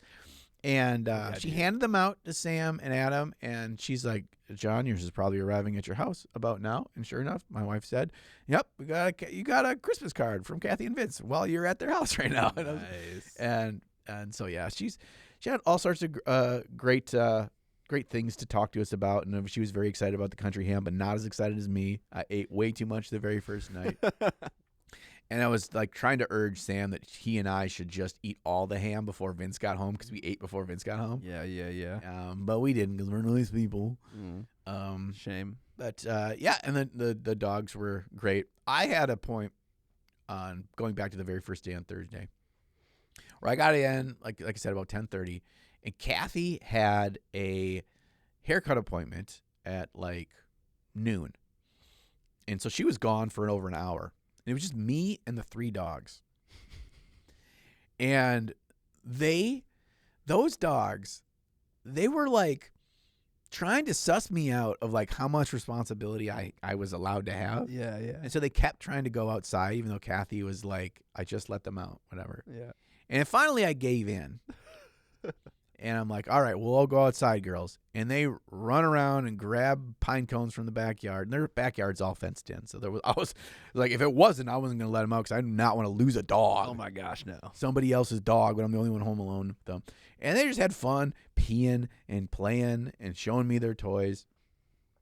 And then I found out that they have a jar of cookies. Doggy cookies. I found this out because when we went back inside, they all sat in a little line, and I was like, wow, you girls are really well behaved. And I closed the door and I'm going to leave. And then Lyra, who's I believe is the most food motivated of the 3, she like gets up on her hind legs and boops the cookie jar with her nose. Because I didn't see it. And I'm like, oh shit, you guys are waiting for cookies. Okay. And so then we play a little game of catch the cookie or hold the cookie on your nose. They didn't really understand the hold your cookie on your nose, which I understand. Okay. If you just get cookies. Yeah. But then they had figured out then that I knew where the cookies were. Okay. So then they just wanted it from you endlessly. Yes. Any time that like I came upstairs and there wasn't people around, because then when Kathy was gone, because usually they'll hang out with Kathy or just sleep downstairs with us, and every time I come upstairs, 1 to 3 dogs would run over there and boop the cookie jar. Yeah. Hey, this guy knows. You're like, hey, Cookie Man. Cookie Man, dude. Yes. Yeah, Cookie Man.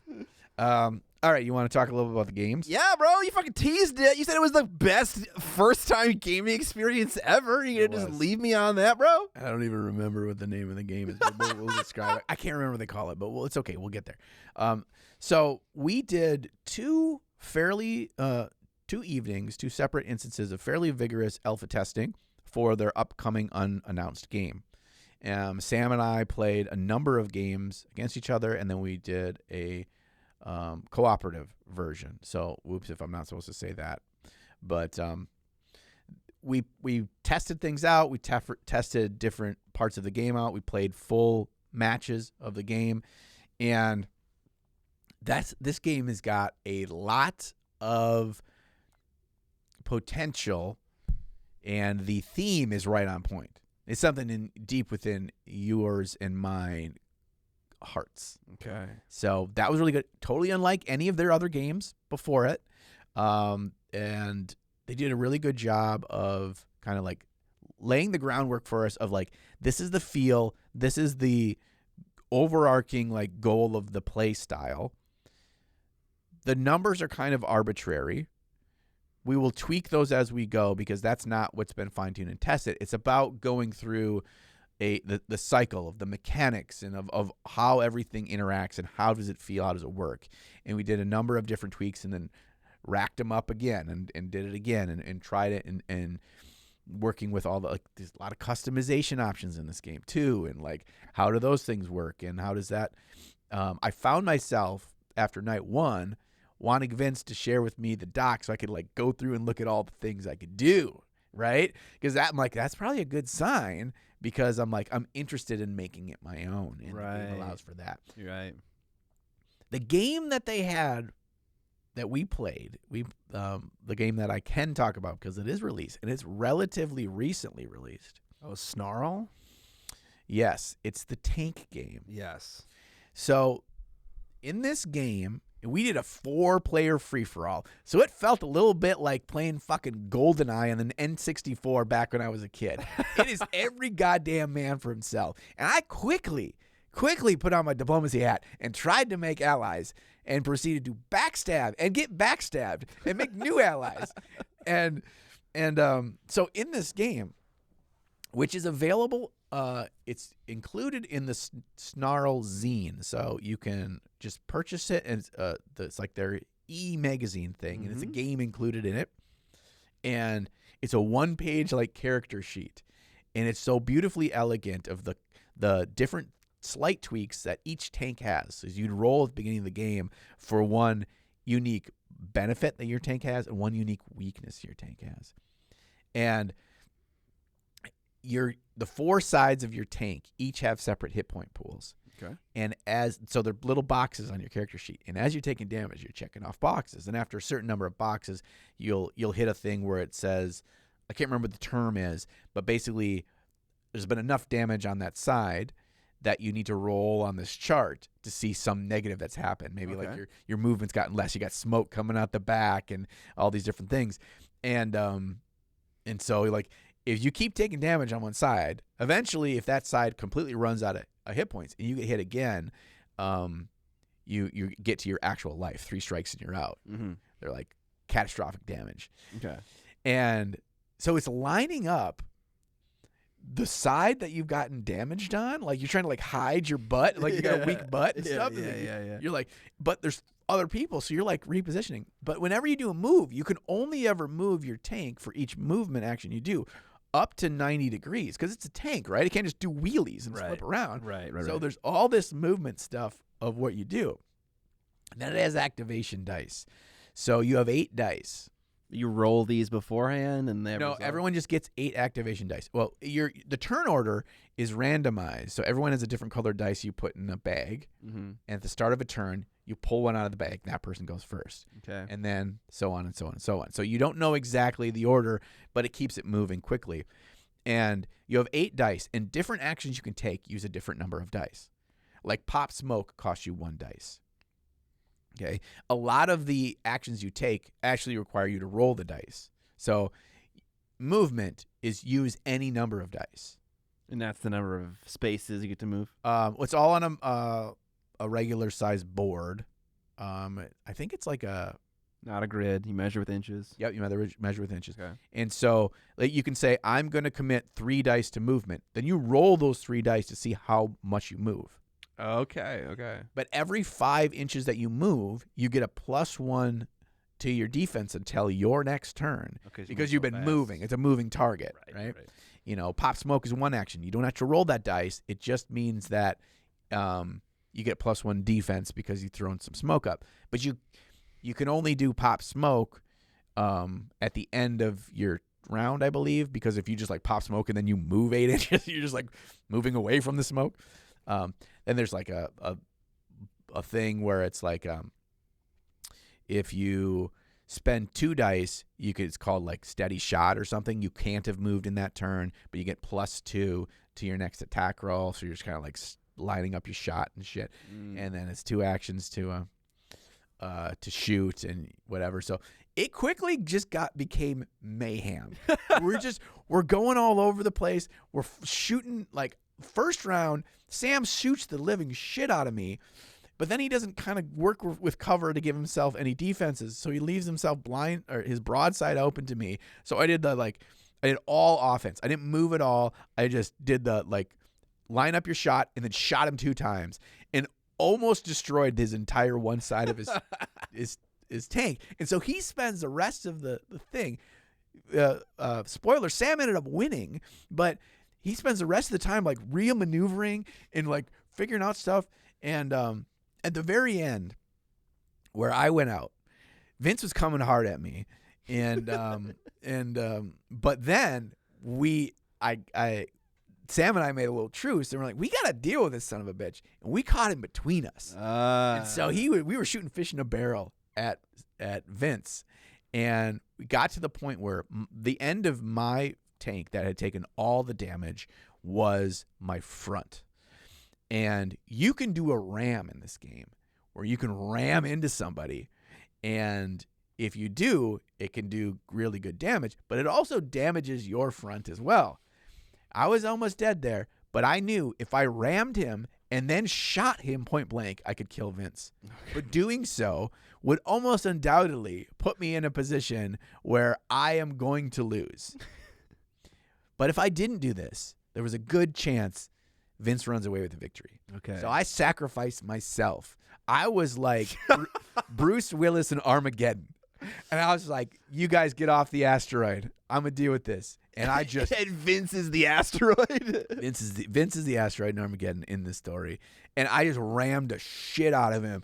Almost decapitated both of us. We're both just like can't hardly move. Smoke's flying everywhere. And then it's just like, I assume he's just got like some little German guy that opens up the thing and he waves a white flag as I blow the shit out of him with my cannon. Boom. Sam goes next and just blows me up.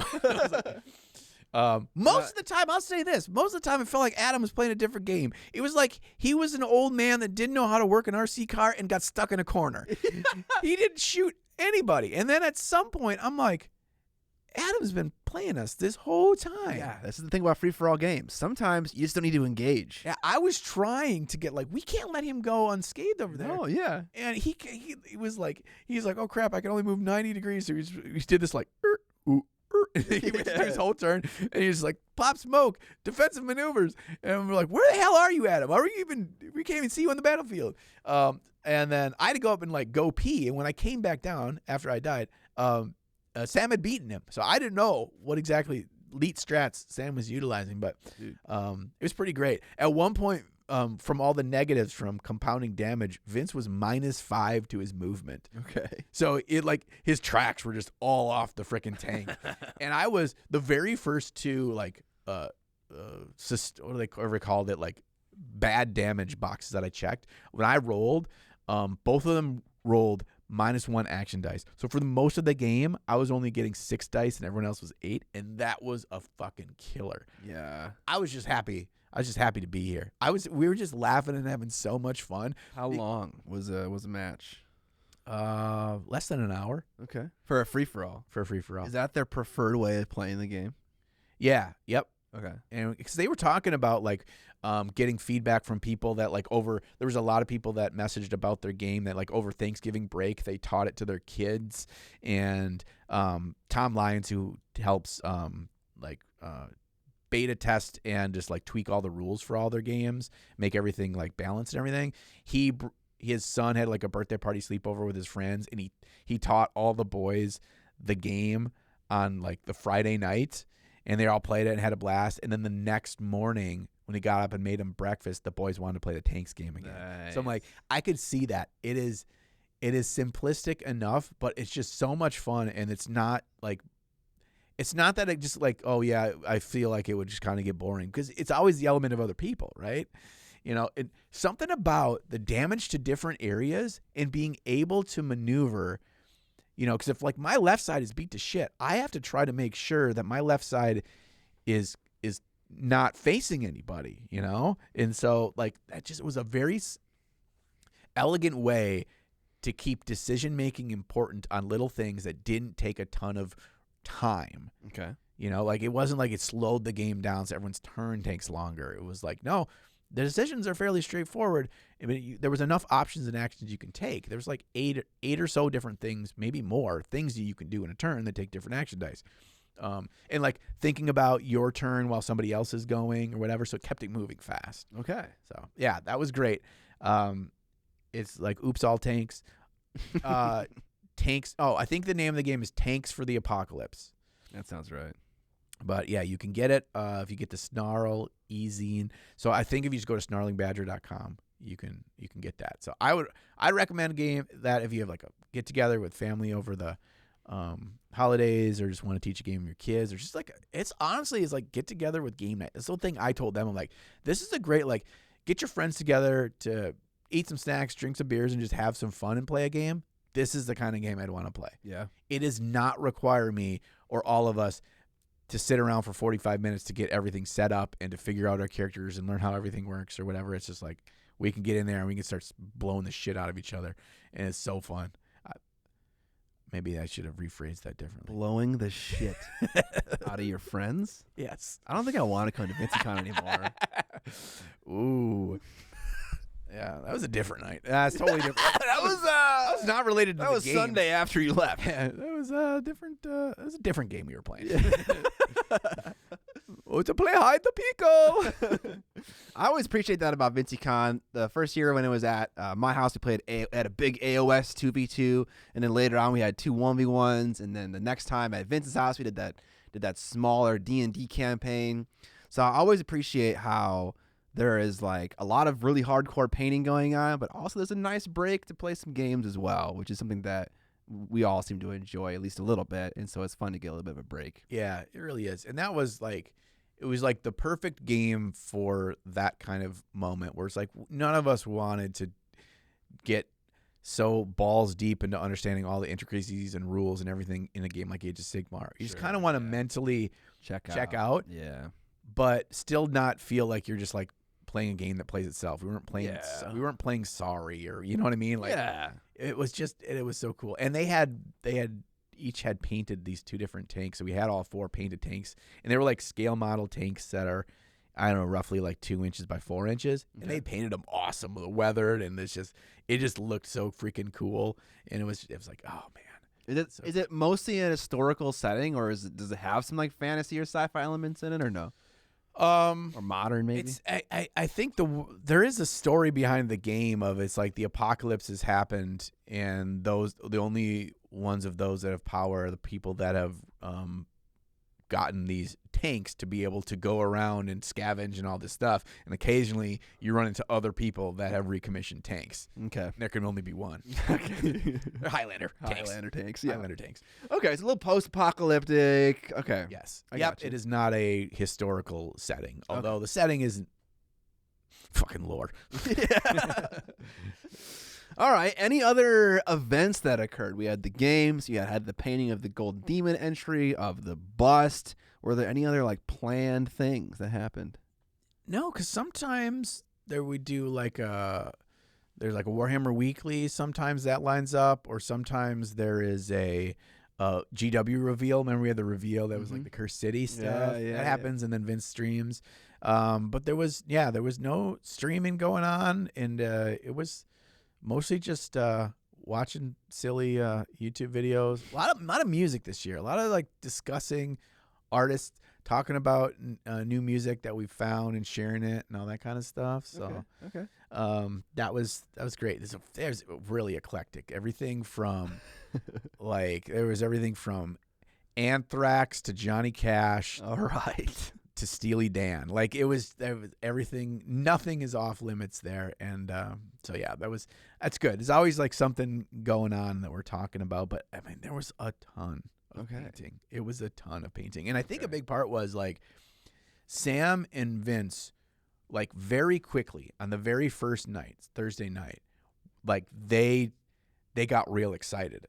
Like they each had an idea and just started to do the beginnings of execution. And they were both really invested and really hyped.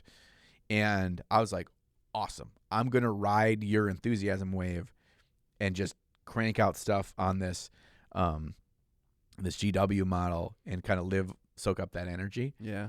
And I did, if I'm honest with you, I had a feeling of guilt of like not also painting as much on the bust as they had.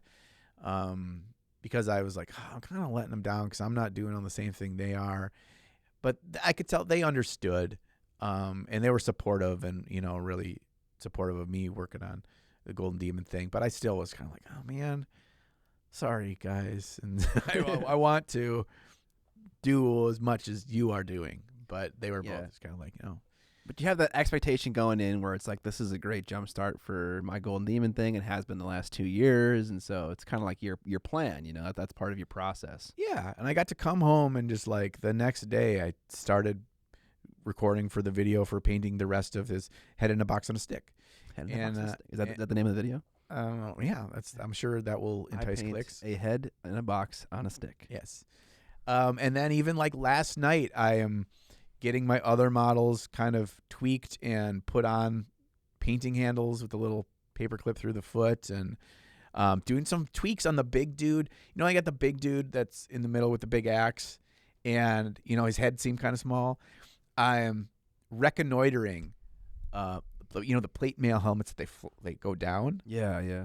On the Cities of Sigmar dudes on horses, their cav, they have those helmets, and that helmet piece is separate. Mm-hmm. So I'm kind of re-sculpting and trimming or whatever, and I'm going to have that guy's, his helmet is up. Okay, cool. So that really fits, and it fills out the size of his head, and it makes him look even more intimidating. Nice. He's got the helmet, so I've made that choice, and I might have to do something else a little bit more with the shoulders. But, yeah, I'm like, I want to keep working on this. Okay. So if you watch my videos, and I end up a lot of videos between now and March are videos about me painting for my Golden Demon entry, it's because that's what I have to do, and I'm enjoying it. So that's what I want to do videos on, stuff that excites me, which is, it's always the thing that we're dealing with, right? Absolutely, yeah. Trying to maintain that joy in the hobby while it not feeling like a job, which is, there's a lot of ways that it can start to feel like a job, and not painting the things that you actually want to paint is step one on that path. But that's cool. Any last little bits of stories about Vinceycon, or is that about it? That's it. That is all that I can legally share. The first thing you do when you get to his house, you have to sign a contract. Right. You sign an NDA. That's it. Because I can't. I mean, my felonies are only in the state of Ohio, so they can't follow me here. Okay. Well, thank you for sharing, and thank you for bringing us and bringing me and the Goody Peepees along on that fun journey. I would love to have been there. I had a little bit too much going on with the Kickstarter and a couple of videos that I had to work on. I couldn't really lose 3 days of work, and so I had to hang out here at the office. Lame. Get work done. I would love to be a part of it next year, though, which hopefully maybe we can do a little bit earlier in the year, so it's not at Christmas. But that is a thing that we haven't even discussed with Vince yet. Yeah, that is something we will get on, and we get on the calendar earlier rather than later. Yeah, we'll see about that. I guess now we can transition into a little bit of the news. That first news item is about their game, Snarling Badgers, and their SNARL zine that has the microgame Tanks of the Apocalypse in it. It says 2 to 10 players. Oh my God, playing 10 players, that'd be dude. freaking amazing. I'd love that. It's like every man, woman, and child for themselves. And just, that's like you start up your own gang. It's like us 4. Yes. You like just immediately make alliances and destroy your friends later. I love that. They also have add-ons in that zine for both Reign in Hell and Space Station Zero. So you get fun add-ons and additional content in the zine for their 2 other games. So that's pretty sweet. Okay. Miniatures Den, a self-made Twitch streamer, Vincenzo Celeste, is doing a U.S. tour of miniature painting classes. Right now on the screen, we'll have images of the details for those classes and who to contact if you want to be a part of that. But if I think he's going to be in Reno, Nevada, he's going to be teaching classes at that miniature museum, that one that's getting opened up. Not in Reno, somewhere in Nevada. It's in Vegas. So that's pretty cool. But if you're interested in classes in that area, possibly other areas as well, check his information. Oh, Miniatures of the Year by Games Workshop. Voting is now live. I don't know if it'll be concluded by the time this video goes live, but like these, so it's 12 minis. Yes, it's 12 minis that we get to vote from. Did you look at this yet? I haven't looked at this yet. I haven't either, but they have this like one thumbnail where it's all 12. So we're just let's each vote for our vote for which is the best miniature of the year, but which one we think is actually going to win. Okay, so they have the models that are okay. So it's okay. I get it. These pictures, January through December. Okay, they also are showing all the models from the previous years that have won. Yeah. That's okay. So what we want to win and what we think is going to win. So it's all giant minis, right? Well, dude on the Chaos dude on horseback isn't a giant one. Dino on Dinoback isn't one. But Dino on Dinoback. Dino on Dinoback. There's a dwarf man with a lot of books. That's a small one. And then the December they just throw in like the freaking goblin with the presents. Okay. No one gives a shit about that. Yeah, okay. I mean, Lionel Johnson's obviously going to win. Yeah, that's okay. He's going to win. 100%. It's not even close. My vote would be the October one, which is the Cities of Sigmar lady on big badass lion with wings. I love the lady. I love her unhelmeted head. It is so cool. Mm-hmm. I think I'm gonna give it to January though. That's my one that I hope is gonna win. That model, I just want to see that model painted by somebody else where it's not all in shitty GW metallics because I don't know what I'm looking at. I own that model. Yeah. Because for a while I was gonna make that Army Slaves to Darkness army. Yeah. And he's actually really good too. Yeah. I'm like, sweet. But like it's so much just silver on silver. It is. Bronze. I don't know what I'm looking at, but it's badass. Yes. It I is freaking love badass. that model. But I also love that October one as well. Quite a bit. But yeah, definitely Lionel Johnson. And that's not to shit on that sculpt. Like that is a badass. Like, what do you call him? A Primarch? Is he a Primarch? He's a Primarch, yes. Yeah. Of the Dark Angels. It's a badass sculpt. It's just like, well, let's just make 54 millimeter models. Just make humans bigger. Let's just keep making humans bigger and say it's because of space magic. Whatever, dudes. That's not how science works. You don't just make them bigger through juice. Through juice. Fucking drink the juice. Science juice. You want more juice? We got some mild tea from Spiky Bits commenting on how fast artists are leaving GW. This year alone, Paul Dainton, Phil Moss, and Thomas Elliot have left Games Workshop. I know that Phil Moss has been there for a very long time. I think I've heard that name for so many years. Yeah. And so the first thought that I had when just reading this small little bit that James wrote down was just, are they retiring? Like, is it time for them to be done working at GW? Right. Or are they leaving for some other reason? Obviously, we've seen the mass exodus of Duncan and Peachy and Louise, but I think these are probably a little bit of a different situation. I mean, one thing I reminded myself of recently when I've seen the umpteenth story about people that have left Games Workshop, this, that, and the other, is the drama is all around the like, oh no, people are leaving.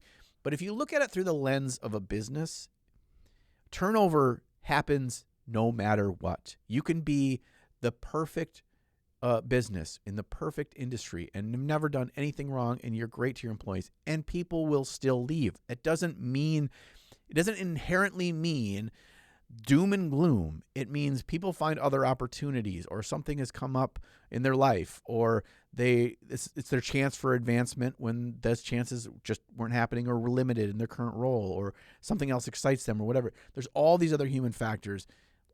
Do we have to just freaking say that because people are leaving? It's the same thing with the likes of Louise and Peachy and Duncan. It's like they had a different opportunity and they chose to take it, which is in and of itself a risk for their own careers.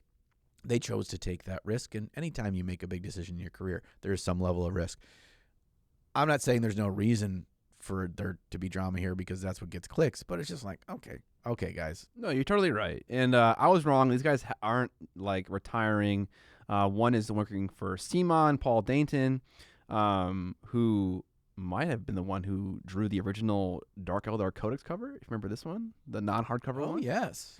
And then the other guy, Thomas Elliot, is leaving to join Archvillain, and it doesn't say where Phil Moss is headed to, but he's been working there for only 8 years. I imagine like something longer, like 20 plus years. Archvillain, like the Patreon 3D printing place thing, yeah. Wow. So they're getting some real big guns. Yeah, they're 3D printing money over there. Heyo, we'll pay you in resin dollar bills. Yeah, but I don't know, like if they started to lose like Darren Latham and like Joe Tomaszewski, people who've been there for like a super long time and are real pivotal sculptors. Surge.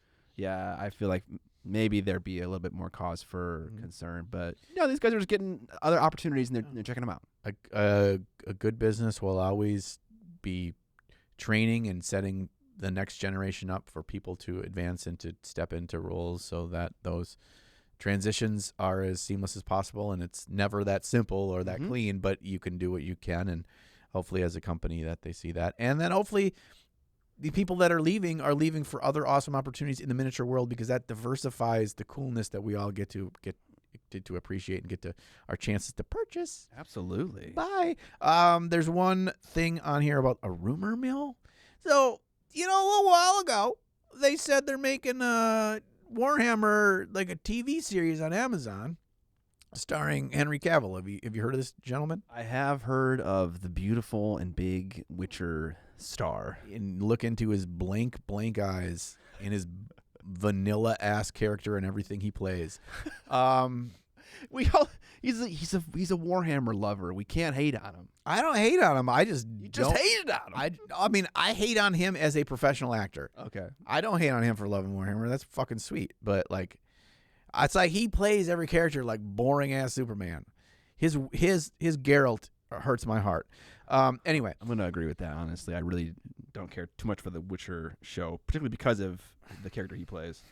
So there's a rumor mill going around. It's completely unsubstantiated and whatever, that like the talks have gone silent on the show, and that like supposedly there's some back and forth on like, well, who would own the IP, or is Amazon's going to take all the money and GW wouldn't get any money, so maybe they're going to back out and blah, blah, blah, blah, blah. That's kind of what we're hearing. And I'm just like, this is such a massive story. This show in and of itself is such a massive story for our hobby that we need to all brace ourselves collectively that we're just going to hear any unsubstantiated or tiny bit of real information about it that will be pushed in our face through our feeds because we're Warhammer nerds, because it will get clicks, because this is such a big thing. And I think this is this. I don't know. Have you looked into this, or what do you what do you think?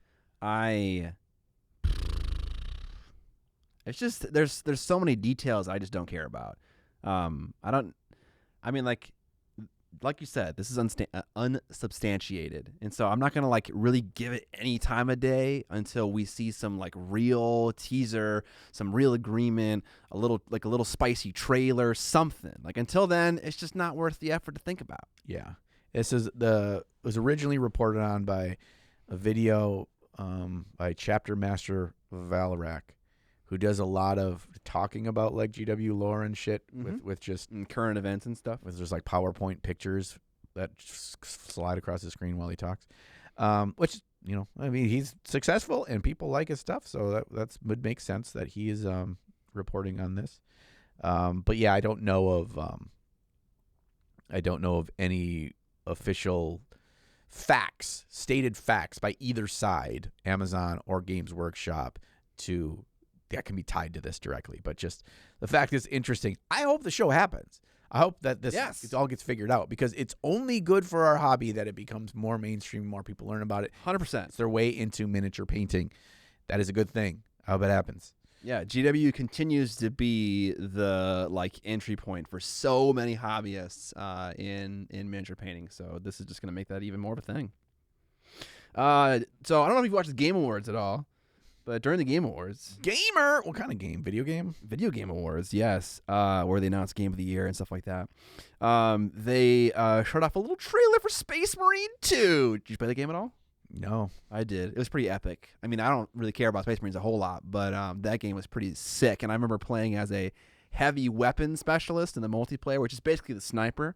And I was running around with a giant las cannon, just fucking sniping fools, or trying to and looking like an idiot and then dying and tripping over myself. See, when I hear heavy weapons, I know that's not militarily what was called a heavy weapon. Yeah, but what if you have a giant spaceman suit that assists you to carry the big gun fast? You are pretty fucking slow, but it has a scope, and so it felt like a sniper. But it wasn't. It was a cannon. Heavy weapons is like a 50 cal on a tripod. Heavy weapons is a rail gun. Heavy weapons is a rocket launcher.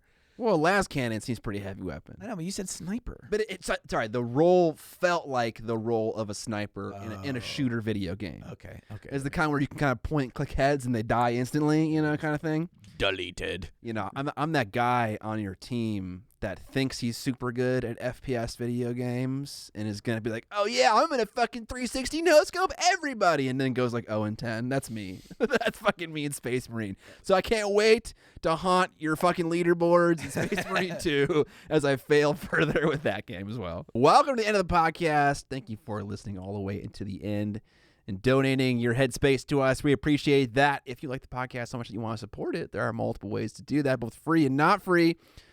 Some free ways are by sharing the podcast with your friends who you think might like it, giving us a review wherever you're listening to the podcast, giving us a like, subscribing on YouTube, all those ways to interact with platforms. Tell the platform that you like our stuff, which is always good. We appreciate that as well. You can also whitelist our channel and watch it with ads. We play an ad every 30 minutes on podcast episodes. If you got some cash you want to sling our way, you can find some merch on our merch store, linked down in the description, our Teespring. You can find cool joggers, t-shirts, sweaters, 3 different designs for the podcast. You can also support us on Patreon, where we do an extended episode of the podcast that we just got done recording right now.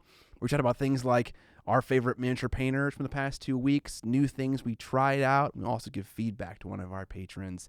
So as a patron, you can supply a model for feedback, and you can also supply topics for us to discuss as well. And we give you a little shout out when we use one of your topics. One final thing before we let you all go here. This is the final episode of Season 4 of Trapped Under Plastic. That's it. Next time you see us, it'll be Season 5, Episode 1. We will be taking a short break, as we usually do over the holiday season. Don't worry. It won't be too long. And allows us to get caught up and spend time with family, and then get ready, rested for Season 5, Episode 1, which will happen probably 1 month from when this goes live, because we'll just be missing 1 episode. So until we catch you next time, Season 5, we'll see you on the Flippity flop.